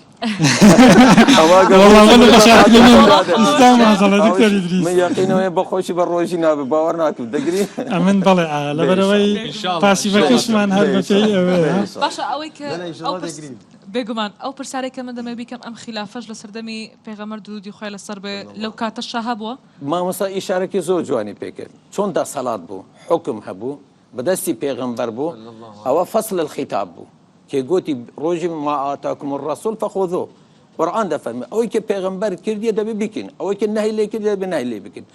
بو كس نبو لسردمي رسول الله صلى الله عليه وآله وسلم يك خلافي بك حتى لسردمي خلافان كيف حاكم حاضر بو يك فتوى ده كيف فلان بلام اختلاف لدواي اوانا بيشات اختلافك اللي شوي دابو كاتي تقسيم ولا تكان بيشاتن اوانا مرجين بو خويان دينان حدوديان بو يتري دينان ده او دل افوق من او كاتي افلا اگر اما باللسر حقيقه كتر تماشي عربستان وبس قطر وامارات او منطقه او لناوندي جهان دل ناوندي عرضي دانن اتواني بالله لا غرب بتوابي روش اوانا نت اتواني بتون لا اودينا اگر ولا تكاني كير لروش آواد أنا أو أنا دبي زوتر ما يجي بيبنا أو أنا دبي إعلامي أو تشتادي بكنك عربستان هذه بلام وابزانم صفقان من ما فكين خوات ورم بزانن ليبورين وهبدو قبول كرين افياج يعني اصلي روحي اسلامي اليك داخل زباور دكم بريج قوتي بري وقتات دكس مختلف بن اد سلافي الايدتك او دبيجي خو تعالى خير اي بيتر دنفيسين زباورتك اسلام ولا دبيجي ايجاري خو اف اختلاف هاني زوده جميج دي صدين صاله ده حيروك شان دي اختلاف فوق يدل للسر هي دكتور اختلافات وانية ما مش الحمد لله ما مشتركات الزور مان هي اويك اما خرب مان كدي اما مسلمان يعني هيش خالك يدي ايجابيات خال هنا اوقات تشتي ما مسا شاركي جواني بيكل او خلافي كلنا اهل السنه دايب زور بس زياتر لو كلنا شيعه ولا مذهبي شافعي دايا لنا حنبلي مالكي وحنفي او انا اختلافات زور يا برسيارك هيدا من داليو هاد من يعني يسجل نامت فرمود زماني حضرت رسول اکرم فصل الخطاب فرمایش حضرت رسول اکرم صلی الله علیه و ای بو خو اسلام دینی نیه که یعنی بنو یعنی بروج به یعنی بقولی معروف تازه بکرین دین اسلام یک دینی که لحضرت رسول اکرم دست به دستی ما گشتوا بو استنى باید وكو زماني حضرت فخر عالم صلى الله عليه وسلم یک مثلا یک قصه نبی او حرکات نبی دستکاری نبی آمین دکتور بیا فمن والله من تبدمون زاري قضية بلين زور بابتها بيوستي با تجديد كدني عقلي بشري ويا إسلام كوملق مفاهيم لو إنسان كان بزيجتها وكل لقد تطورات عصر لقد شونا بيش لقد برو بيش شوني عقل وعلم وتكنولوجيا وقفنكا شونك أو إسلام ديني خوي تعالى جل شأنه بونو من هر باسي رؤيك دزاني بمليونها بحث بس دسر صوموا لرؤيته نسراوا ئایا چۆن ئێمە بڕوونا و فەلک ناسەکان بڕوونا ئەو هەموو مەراکیزەی کە دانراوە تایبەت بە فەلک چۆن ئەوانە دیراسی ئەو کەونە بکەن ئەگەر بێت و بابەتێکی قەتعی بووە کۆتایی پێداهات هیچ عەقڵ و توانا و علم و تەکنەلۆژیا هیچ دەوری نەدەبوو ئەوە یەک دوو ئێمە هەندێشتی ثەوابتمان هەیە هەندێشتی متەغەیراتمان هەیە ئەوانەی کە ثەوابتن ئەوە لۆد نییە نە من و نەت و نەغەیریوی نە شیعە و نە سونە دەستکاری بکە ئەوەی کە بڵین متەغەیراتە ئەوە بە پێی عەسر و سەردەم و زەمن دەگۆڕێ و شەرعیش داوای شتێکت لێ ناکە کە بەخۆی دای نابی لەوەی ئەتوو قەتعی پێ بکەیت بەڵام لەو قۆناغانە دەگەڕێمەوە سەر ئەوەی دائیمەن ئەو خلافانە بە سوڵتەی سیاسی یەکلا دەکرێتەوە سوڵتەی سیاسی هەبی ئەو قەزانە کۆتایی پێدەینی حتا عولەما دەفەرمونون ئەگەر سوڵتەی سیاسی بڕیاریدا لەسەر دیتنی مانگ یان نەدیتنی مانگ دەبێت خەڵک ئیلتیزامی پێوە بکە ئەگە ئیلتیزامیان پێوە نەکرد خەڵکە گوناهبار دەبێت ئەگەر ئەویش مانجی نەدیت بوو قەراریدا کە دیتراوە خۆی تەحملی مەسئولیت دەکات یانی ببوون سوننا پشت بە پێشکەوتنی زانستی دەبەستی بۆ دیتنی مانگ یان دەبێت تەنیا بە چاو مانگ ببیندرێ بە هیچ ئامێرە بۆ نمونە ئەو بڵین ئەو تەکنەلۆژیایی سەردەم کە ئێستا هاتیە بۆ مەوەی تقریبا 20 ساڵێکە لە جیهانی ئیسلامی پەیدا بووە ئەو عولەمانە وەکو مستەفا زەرقا وەکو تاهر بن عاشور وەکو شەف قەرزاوی هەموو ئەوانە دەڵێن هیچ ئیشکالی تێدا نییە عولەمای سوننا احتیماد و اعتیماد بخەنە سەر تەکنەلۆژیای سەردەم چونکە تەکنەلۆژیای سەردەم وەسیلەیە لە بۆ گەیشتن بە غایەتەکە چونکە کاتم کەم ماوە بە بۆرە شێخ بەشیر شیعە پشت بە تەکنەلۆژیا دەبەستن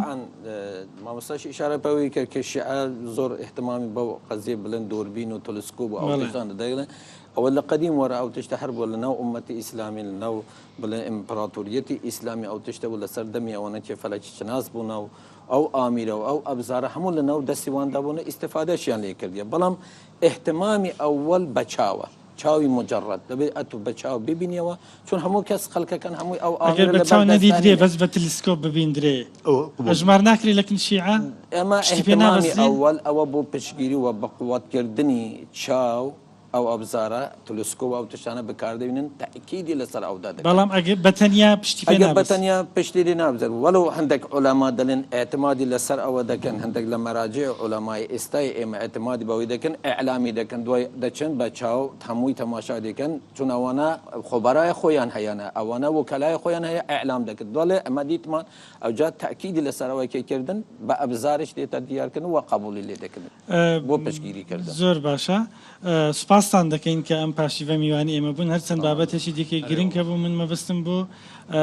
هەڵوەستەی لەسەر بکەین ئەمیش بابەتی سەرەتای ڕۆژوو لەگەڵ کۆتایی ڕۆژوو شکاندن بەڵام دیارە بابەتەکە گەرم و گڕ و کاتمان نەما سپاس شێخ بەشیر گولی سەرۆکی ڕێکخراوی ئەهلی ویلایە دکتۆر ئیدریس کاریتانی مامۆستای ئاینی کە لەم پاشیڤە میوانی ئێمە بوو ڕەمەزانەوە پیرۆز مستەفید بووین لە خزمەتی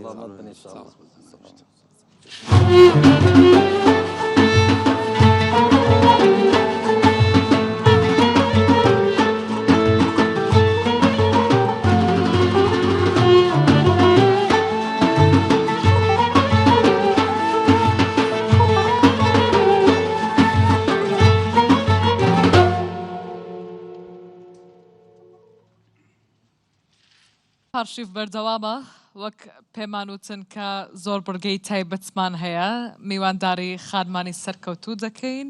بۆ ئەم شەو میوانداری بەڕێز خات و تریسکە ئەحسان یاسین دەکەین کە لە بواری پەروەردەیە ئیش دەکە جێدەستی دیارە ئەو بۆ خۆی ئاستی خوێندنی دەرچووی زانکۆی سەلاحەدینە کۆلێژی کارگێڕی ئەو بۆ خۆی ئێستا سەرپەرشتی چەند مەکتەب دەکات و لە بواری پەروەردە جێدەستی دیارە مامۆستا یاخود مەعید بووە لە کۆڵژی زانکۆی سەلاحەدین هەروەها ئەندامی ئەنجومەنی پارێزگای هەولێر بۆ ساڵی 2005 تاکو 2013 دامەزرێنەری پرۆژەی پەروەردەیی بووە لەسەر ئاستی عێراق و هەرێمی کوردستان بە ناوی کۆمەڵگەی باڵای ناحکومی بۆ پەروەردە و فێرکردن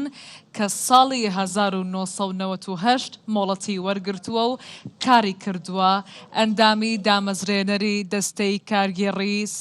سنتەری شاوێشکە بووە بۆ چالاکی ڕۆشنبیری ئافرەتان ئەندامی دامەزرێنەری کۆمەڵگەی کارسازی خانمانی کوردستان بووە لە ساڵی 2003 تاکو 2012 ئەندامی لیژنەی جێبەجێکردنی تۆڕی عێراق بووە بۆ ڕۆشنبیری و مافەکانی مرۆڤ و گەشەپێدان. لە ساڵی 2019 ئەندامی تۆڕی ئافرەتانی سەرکردەی عێراق بووە بە سەرپەرشتی ڕێکخراوی مێرسی. ئێستا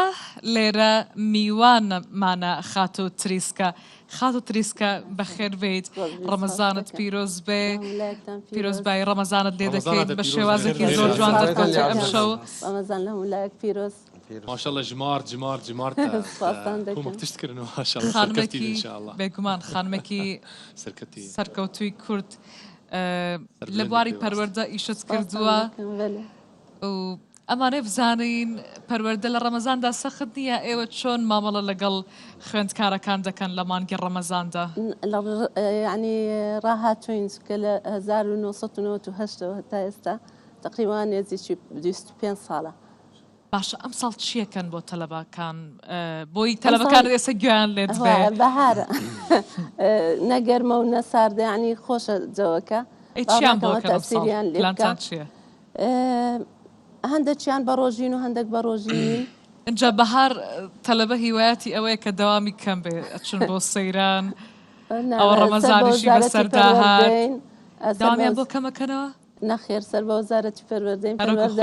وەزارەتی پەروەردە چەمر بکە ئەمەش ینی ملکەتی ئەو ئەمرانەی من مەبەستمە بزانم تۆ وتت هەندێک قوتابیەکان بە ڕۆژوو دەبن هەندێکیان بە ڕۆژوو نابن. حانوتی مەکتەبەکە دادەخان یان چی دەکەن؟ بەس بە ئاشکرای نییە کە لە برەوەی ئەگەر بە ڕۆژوون ئەوان ئەزیەت نەخۆن و ئەوی بە ڕۆژیش نییە بە حڕیەتی خۆی خواردنی خۆی بخوا. هەر کەس ئازاد، هەر کەس ئازادە خۆی دەبی وابی. شاگرتی وای کیژان سەرەتایین یان ناوەندین لە دایانگەوە هەیتمان لە ئەوە تەمەنی سفرەوە تا 18 ساڵی کە دەستە کۆلیج. کیژان جوان و جڕان خۆشە کیژان جوان زەحمەتی لەگەڵ کێ دەبینم بێترەوە؟ زەحمەتی لەگەر کەسیان هەرێک و بە جۆرەی خۆیان تەعاملیان لەگەر دەکرێت. کامیان کەمێ سەختترە بۆ ئەوەی کە پەروەردەیەکی باشیان فێر بکرێت؟ یەکەم جار لە ینی پێڕاگەیاندن تەمەنی سفر هەتا لی تێدەگەی کۆ لێ منداڵ بەلێ و مامۆستایەکانمان ئەوەی کە منداڵی دەبی خانمەکان یعنی خۆم خانمم و هەموو تەقدیری هەموو زروفەکانیان دەکەم منداڵیان دەبی دەینن لەوێن دەرپەروەردەیان دەکەن خۆیان دەتانە شیریان بدەنێ و دەتانن لەگەڵیان بن و مامۆستا تریسکە باسی منداڵان دەکە یادگارێکی خۆشی منداڵەتیمان بۆ بجێڕەوە کە تو بۆ خۆت قوتابی بووی. یادگاریەکانم زۆرن بەس خۆشترین یەکەم هاتوویە مەکتەب و دەگریایی لە دوودا چوومە ڕاهیباتیش ئەهلی بوو هەنجین تەبشیری بوو کە چوم ئەوەک هەبوو منداڵک هەبوو ئەزیێدا لە هەولێر لی دەترسام وانە بوو کە ئەزیێتە بوو یان کچ بوو کوڕ بوو زۆر لێ گەڕا هەر کە دادەنیشتم ئەوە چی سوفم هەبوو کلاوە چی سوف ڕای دەچێش ئافرەی دەدا ئەمن دەگریام ئەو پێ دەکەنی گەورەتر نەبوو لێبدا نەخێر هەر لە دوی گەڕام بەلێ یعنی ئێساگەر جوێی لە من بی دکتۆر ئەردەلان دزەی کە پاش ئەوەی هەموو ینی هەر کەسێکی سەرسۆرم دەدیدەم گۆ ئەوە ناوی ئەردەلانە دەیان گۆدنا ساڵیەوە حتا تقریبان 37 ساڵ یعنی ئەمن هەر لی گەڕا دوای ڕۆژێک ئەوەی ینی شورتەکەی مەکتەب هات گوتی مامۆستا سەرسۆرەکەم دیت تێپەڕی گوتی مامۆستا ئەو دکتۆر ئەردەلان دێ بتبینی گوتم وابێ چی پێوتی کە توی بینیەوە؟ گوتم بەخێر بێ گوتی هەلەن گوتم لە ڕاهیبات دەوامت کردبوو گوتی بەلێ گوتم دەزانێت تو زۆر ئەزیەتی منتدایە لە منداڵی ڕالێت دەگەڕێم هەتا ئێستا نەتێش کڵاوکە لە سەرماوێ لە مەرجوحە دادەنیشتم بەس پاڵی دەدام ئەجا دوایە گوتی وەڵا بەبیرم نییە ئەتوم ئەزیەت دابی یعنی ئەوە بەس ئەمن بەبیرم دێ ئەوە ئەحمەد کاگە ئەحمەد حەیدەر موسا گوتی زۆر لەویمدا ئەمن بەس لە توم نەدا باشە خەدا ئەوە بووە دەرسلۆم لە باخچەی ساوایان هەر منداڵک ئەگەر یعنی خۆی هەمووی منداڵ هەیە حەروکە و زۆر ئەوەی هەیە کەمە ینی ئەزیەتی کەس نادا کە دەیانگە ئەو منداڵە جوولەی زۆرە دەمگو ئەگەر ئەزیەتی کەس نادا یعنی ئەوەی مەکەن ئەگەر ئەزیەت دەدا نابی ژیانی من جارەی دی دووبارە ئێمە باسی خانمی سەرکەوتووەکەین و باسی کارەکانی تۆمان کرد کە لەو ڕۆژەوەی دەست پێ کردووە هەتا ئێستا چەند کارت کردووە ئەمە بزانم خات و تریسکە ئەمە ئاسان بووە یاخود زەحمەت نەبووە بۆ خانمێکی لەم جۆرە هەتاکو ئەم پێگەی ئێستەی بگا زەحمەتەکانت چی بوو کە ڕوبەڕوت ئەبوونەوە؟ لە ژیان کە ینی جەدوەلە کرد لە خۆت دانایان ینی تەرتیبت کرد ژیانی خۆت سەختی نییە ئەو خاستان ئەگەر ئیشی خۆت خۆش بێ یەک بەخۆم ئیشی خۆم زۆر زۆر خۆشویست لە ماڵی خۆم دەستم پێ کرد ئەوەی کە ینی ئەو ڕسمەکان دەرچووم لە ماڵی خۆم بوو پێشتر کردمە ڕەوزە و دایانگە باختی ساوان و دایانگە لە 1990 دەستم پێ کرد لە یەکیدا بەس پێشتریش بە دەورەی هاوین دەستم پێ کرد خولی هاوینە ئەویش ڕەوزەشی گادگرۆز لە ئازادی ئەوەم کرد گوتمەگەر قبولکەن ئەمن ئەو سێ مانگە دەوام کەم بزانم چەند خۆم لە ئیشەکە دەبینم یانە چونکە هەر دەست پێکێک زۆر زۆر سەختە بزانی ئایا خەڵکەکە پێیان خۆشیان نا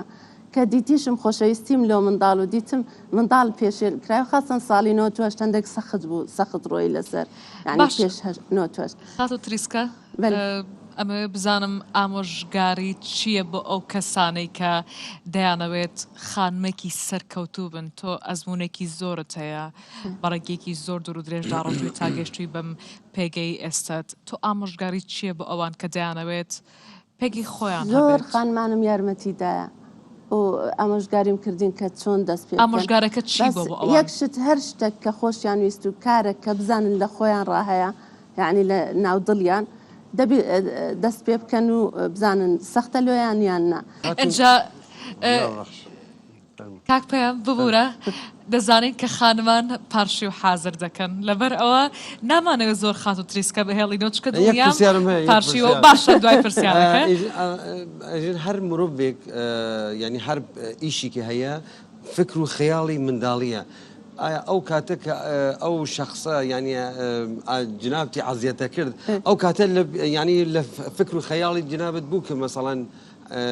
لە ئایەندە حەز بکەی مامۆستایکی پەروەردەبی لە منداڵی بەێ یان نالێم لە 37 ساڵ ئەم لە دوو ینی ئەردەلان لە فکری لە فکری منداڵیت وەختی منداڵ بووی ینی ئارەزوو دەکرد کە لە ئایەندە لە مستەقبل تۆ مامۆستایکی پەروەردەبی ئەمن خۆم بە حەزم لە مهندسی بوو مهندسی دیکۆر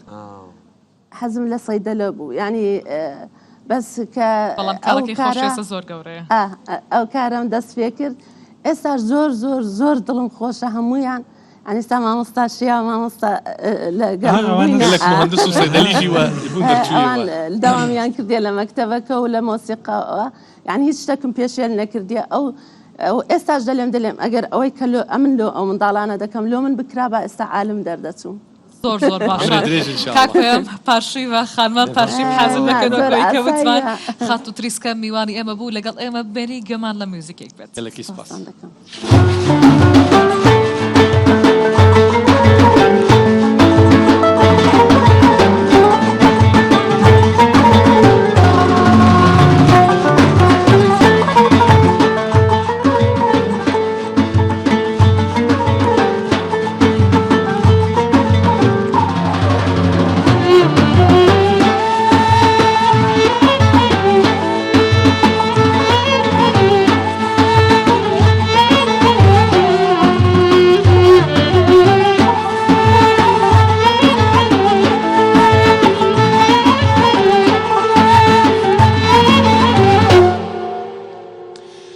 جارکردن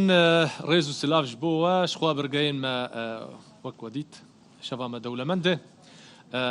نها مە بەرگەیەکدن هەیە ناومە لێکری ڕێڤیو شتێک و بێتر ناو دەدە لە جیهانی یان ژی ناوچەیان مە نهامە میوانێک ژی هەیە دبخێرە هاتی سەرسەرا و سەر جعبە شخوا بەرگەی ئەمە نیهانێم ژێر دەبێژن ڕێڤیو مە ئەڤ ناو لێکرێ بەرێ شخوا ئەف شەڤەهانێ ئەمە ئیشەv لەسەر درامایەکێ بەئاخڤن گۆ لڤێ دەرێ دیمەن هاتنە کشاندن و لڤێ دەرێ درست بوویە شخوا دراما جي بنافي شفا كتني ليلة السقوط بعربي لتكن قال لك أكتر جي تفليبوني جي سوريا جي درجة هم كرد هم عرب جي تيكلبونه شخوا تيدا بشدار بونه بحثا كتنا موصل دوكي وكتنا أزبورت كم جي شنغالة جي تيد هي ميفاني ميج دكتور قيصر الزواني برهم دنري يعني منتجة في برهم هاني تبخير هاتي سرسرا وسر شعبان بخير بي دكتور بدار وشفا أبابوني إن شاء الله رمضان فيروز بي فيروز بي حمو كردستان زور سپاس هات من ممنونة دكتور اف بيروكيا هاني تشلو هاتوا نخاسم جوا كلها هوليري هالبجارت شما وكلها هوليري هالبجارت الجناف اف عرضا بعن وفرهم ل هرمي كردستان وهم جي لسوريا. بسم الله الرحمن الرحيم. طبعا يكم مسلسل لكردستان تصوير بو مسلسل زور قورة بو مسلسل كان لمصر وسوريا وتونس وأردن وعراق وكردستان ما شاء الله. تقريبا 5 مليون و600 هزار دولار صرف كرد لا مسلسل مسلسل كم جارة يعني حقيقة درشو بو عالم إن شاء الله عرضه بيت قريبا إن شاء الله وثمان دوري بيشمرقتشيا دوري سروكشيا الإعلام العربي من مقيم للقاهرة فملاحظة كردم إنه إعلام عربي نازاني تشيبو لموصل بالضبط تشيبو للسنجار تشيبو دوري بيشمرقت تشيبو أصلا دوري سروك تشيبو شون 2 مليون نازح لي ربو معلم أو وقت قطع راتب وحصار بولا سر كردستان أو معاناة كس نازاني باشا أو بشيك إيوه وينتان لقلا قرتوا لكوي قلا تومارتان كردو لتش وينكي إيرا تقريبا ليرة حوت مالبو عينا ديكوري مصلو فهات ما ليرة تقريبا ما قوني ليرة تصوير كردمان لقلعة عين مالي موصول شون بو ليرة كردمان باشا ليلة السقوط شوي كوتين ايوا لپال اواني كتو باست كر رولي سروك بارزاني و پێشمەرگە و کوردستان بووە لانکەیەکی ئەو خەڵکانەی لە خۆگر لەپاڵ ئەوە ئێوە ئیشتان کارتان لەسەر ڕەهەندە فکریە دینیەکە کردووە باسی کەوتنی مووسڵ دەکەن بە دەستی داعش ڕێکخراوێکی تندڕەوی تیرۆریستی دینیە ئێوە باسی ئەو لایەنەتان کردووە ویستوتانە ناڕاستە و خۆ جەنگێکی فکری دژی داعش بکەن؟ طبعا داعش بعسكري ناروي فكر مسألة داعش فكرية كم جار فقال إمام مواجهة لكن داعش بفكر خويا لأن زور جنج حتى لو مسلسل شرح كردمان شلون زور جنج كشف فكرت إنه داعش خدعية يعني بياني إسلام أو إمام جامع أو خطبيك شوابي اغتصابيك وسرقيك وذبحيك فصدموا له زور يعني أمانة جرينجا لبال أوا لناو درامايك ملايا كسيك هي شارزابي للشرع بابلين شوازي بيركرنوي داعش رد بداتوا طبعا ما استشارة كردمان حمو رجال دين أجر شيعة أجر سنة أم مسلسل تقريبا يكسال تحضيرات بو يلا درتشو بو عالم إن شاء الله مش حتى لرمضان عرضنا كردمان لين نوتو بينج مسلسلها يعني رمضان مانجي خير وبركة وفالو مانجي مسلسلات فوتمان باشا كواتكي بشاني دندلن أمثال زورترين مسلسلة زورترين زنجيرة لرمضان برهم هاتوا ايوه دواي رمضان بريارة كينا ما يشيب كان بو كساني كبيان خوشة بينري زنجيرة كي ايوه إن شاء الله ل MBC 1 وشاهد موافقة كرديان عرضة به إن شاء الله مسلسل جبوش وأولوج قالك دفرة هالبجارتن أكتر سبب شبو؟ قال لك ولاته يعني باسم ياخور واني وجبيدر اني بزانا ما بعد اعترافي كان ما الاعلامي موجه ابو عربي زعيف ليره بلى فمن يعني مبادره ابو الحمد لله انه شلون لفت انظاري عالمي كم شلون اعلام يعني كم مسلسل لكردستان لعراق صدتوا بيست موقع نشر كرد اخباري اب مسلسل شلون لفت انظاري كردم وستير انين يعني طبعا لطفي طارق لطفي لمصر، صبا مبارك لاردن، باسم ياخور، محمد قنوع ميلاد او ابطال باب الحاره لەپاڵ ئەوانە تیرۆکی مەرگەساتی ئێزدیەکان و وڵاتانی دنیا لە ئاستی بەرز خەڵاتی نۆبڵیان وەرگرت بە جینۆساید ناساندرا. ئەم درامایە چۆن ئەم مەرگەساتەی ئێزدیەکان دەگوازێتەوە کوردانی ئێزدی بۆ خەڵک و بۆ دنیا. طبعا ئێمە دور الرئيسي بو يزيدي بو كتش دكتوراه يزيدية أو شرحي كرز بو عالم لمسلسل شون حفتا وشوار فرمان إبادة جماعية بو يزيدية كان ويا كم جارش من طرح كردم مبادرة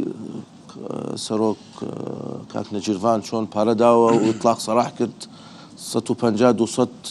يزيدي لأسته. بلي أفتفد بكرديته قوتن ولا بعربي كرديته؟ لا بعربي. تبدأ بعربية. بعربية. ترجمة كرن ولا؟ بس أو إيمان رسالة يدم بو وطن عربي، بو مشاهد عربي، لأن بي سي 400 مليون مشاهد هيا. أيوة كسانة كبيانة بزماني كردي بيبينه. أو الدوبلاج كان كردي إن شاء الله. هنجي أمثال؟ أمثال دوبلاج بكردي ونشر به إن شاء الله عرضه بلا چند قناة كردي. باش أما برسالي كتايب كمان برای زور كاتمان نماوا دم بزانم تو أو ماوي بيشو لباشوری کردستان کارت کرد. لا چیه دوباره دتوی لباشوری کردستان کار بکیت و لهرمی کردستان بتایبتی زنجیری کی دیگه برهم بیرن؟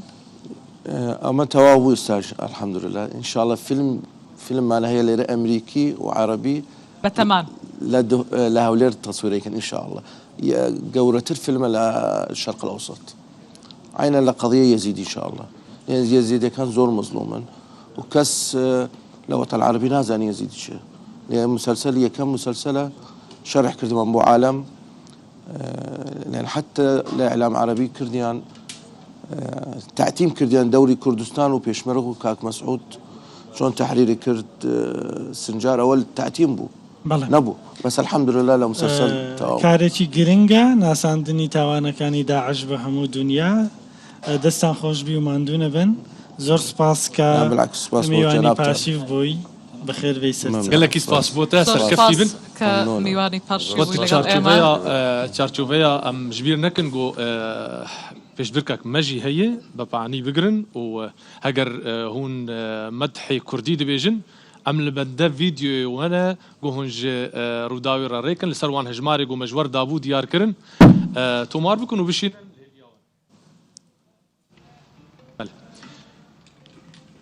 ما بيپیام استفرهمك من پیشکش دکم برهمێکی گرنگ کە بووەتە تورکیە پێیام داگرتی ماش بەڵێ ئێمە لێرە یەینە کۆتایی پرۆگرامی ئەم شەوی پارشیف بەڵام دەستێ مەژوە نابڕاستی پێیان ماوە بیرمان نەچێ کە شەوانی دیکەواتە هەموو شەوێکی مانگی ڕەمەزان پرۆگرامی پارشیف لە کاژێر یەکی شەو بۆ سەی شەو دەست پێ دەکا و بڕگەی زۆر جیاواز و تایبەتمان هەیە وەکو وتمان تایبەتترین بڕگەی ئەم پرۆگرامە ئەوەیە کە مناجات ئێمە چاوەڕێی ڤیددیۆکانی ئێوەین چاوەڕێ دەکەین ئەو کەسانی خوازیارن دەنگیان خۆشە دەیانەوێت بناسرێن دەیانەوێت توانای خۆیان پیشان بدەن دەتوانن ڤیددیۆکانتان بۆ ئێمە بنێرن ئێمە شەوانە 5 کەس هەڵدەبژێرین دەچمەوە لای پێیام عەزیزی ڕاستی من ینی زۆر حەز دەکەم بزانم کێ نەفەری ئەوەڵ ئەوێ لەو کێ دەبێتە براوی زۆر زۆر بۆ مهمە یعنی بەڕاستی ئەوەی لە هەمویان بەتواناتر بێ ئەگەر بۆ منافسی تو من ئینشاءڵڵا لەگەڵی یەک ئاهەنگ دەخوێنم زۆر باشە چیمان پێشکەش دەکەی ئێستا؟ والله ئاهەنگی تەلع البەدر عەلەینا زۆر باشە بفەرموو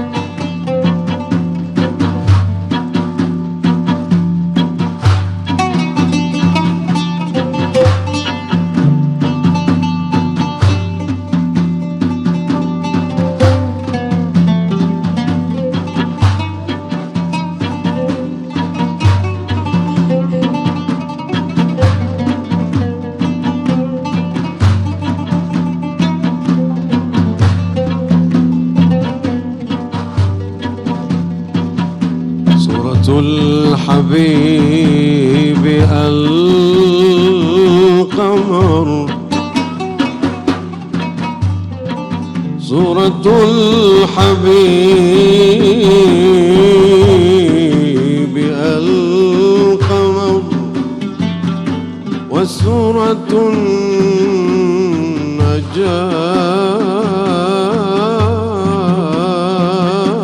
النجاة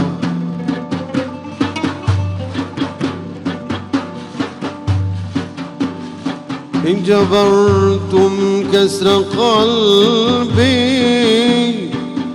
أنتم أهل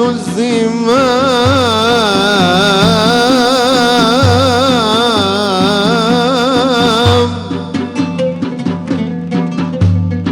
أو هجرتم يا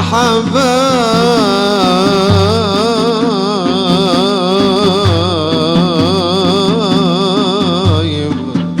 فعلى الدنيا السلام فعلى الدنيا السلام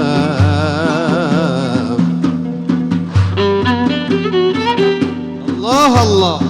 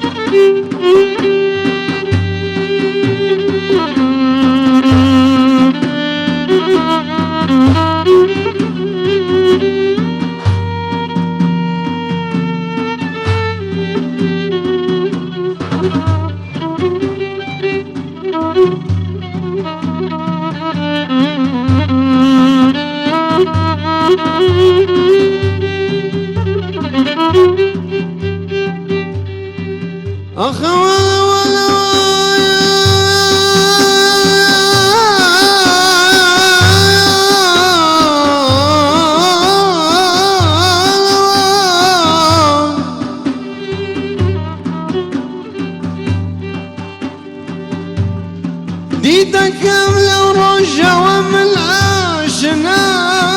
بروحك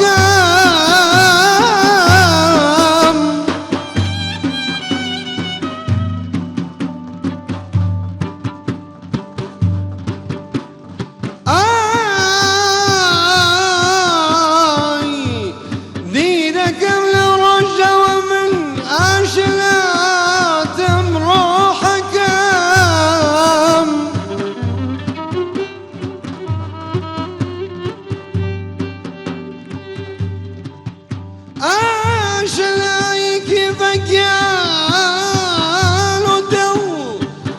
فدات روحك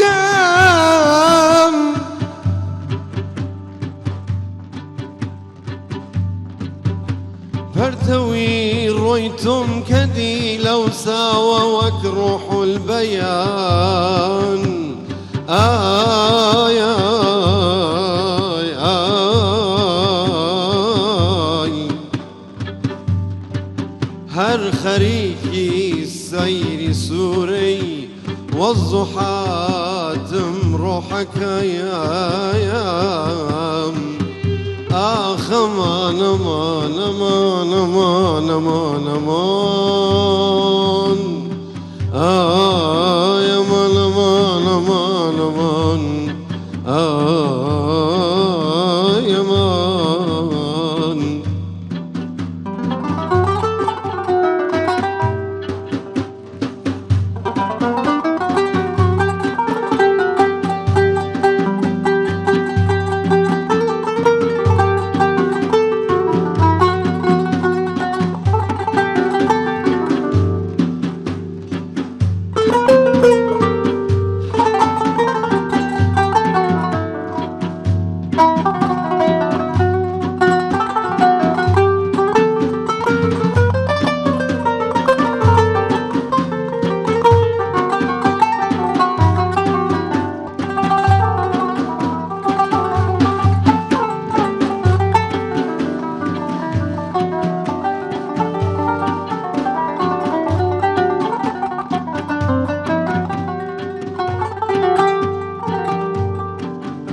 بوفا بمري عزيزك يا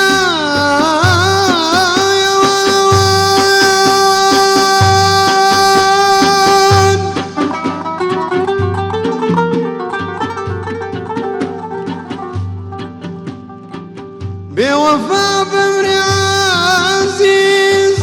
رجع زاري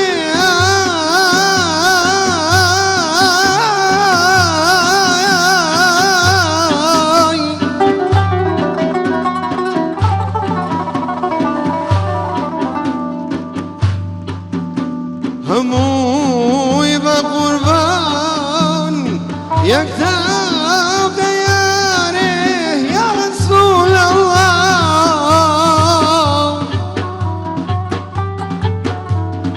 هموي بقربان يكتاب خياره يا روان روان يا ريار يا ريار يا ريار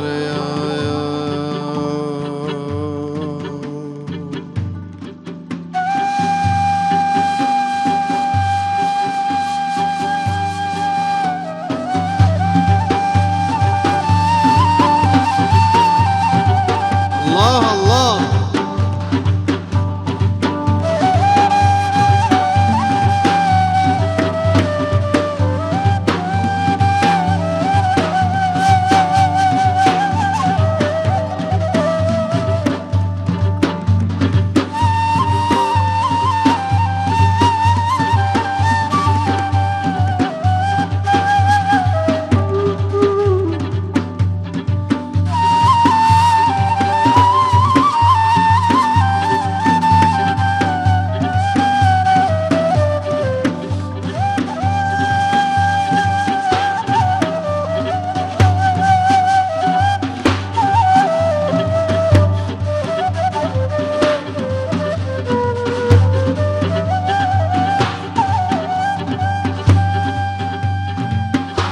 شو أزالي بوجي هالدوري خوي رويتم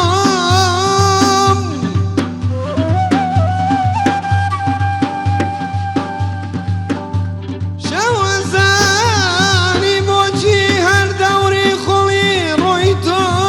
أدم تاب زاني من كفروان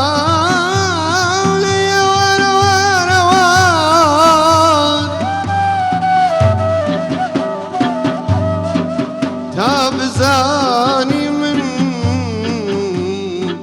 كبهرواني جراتم روحكم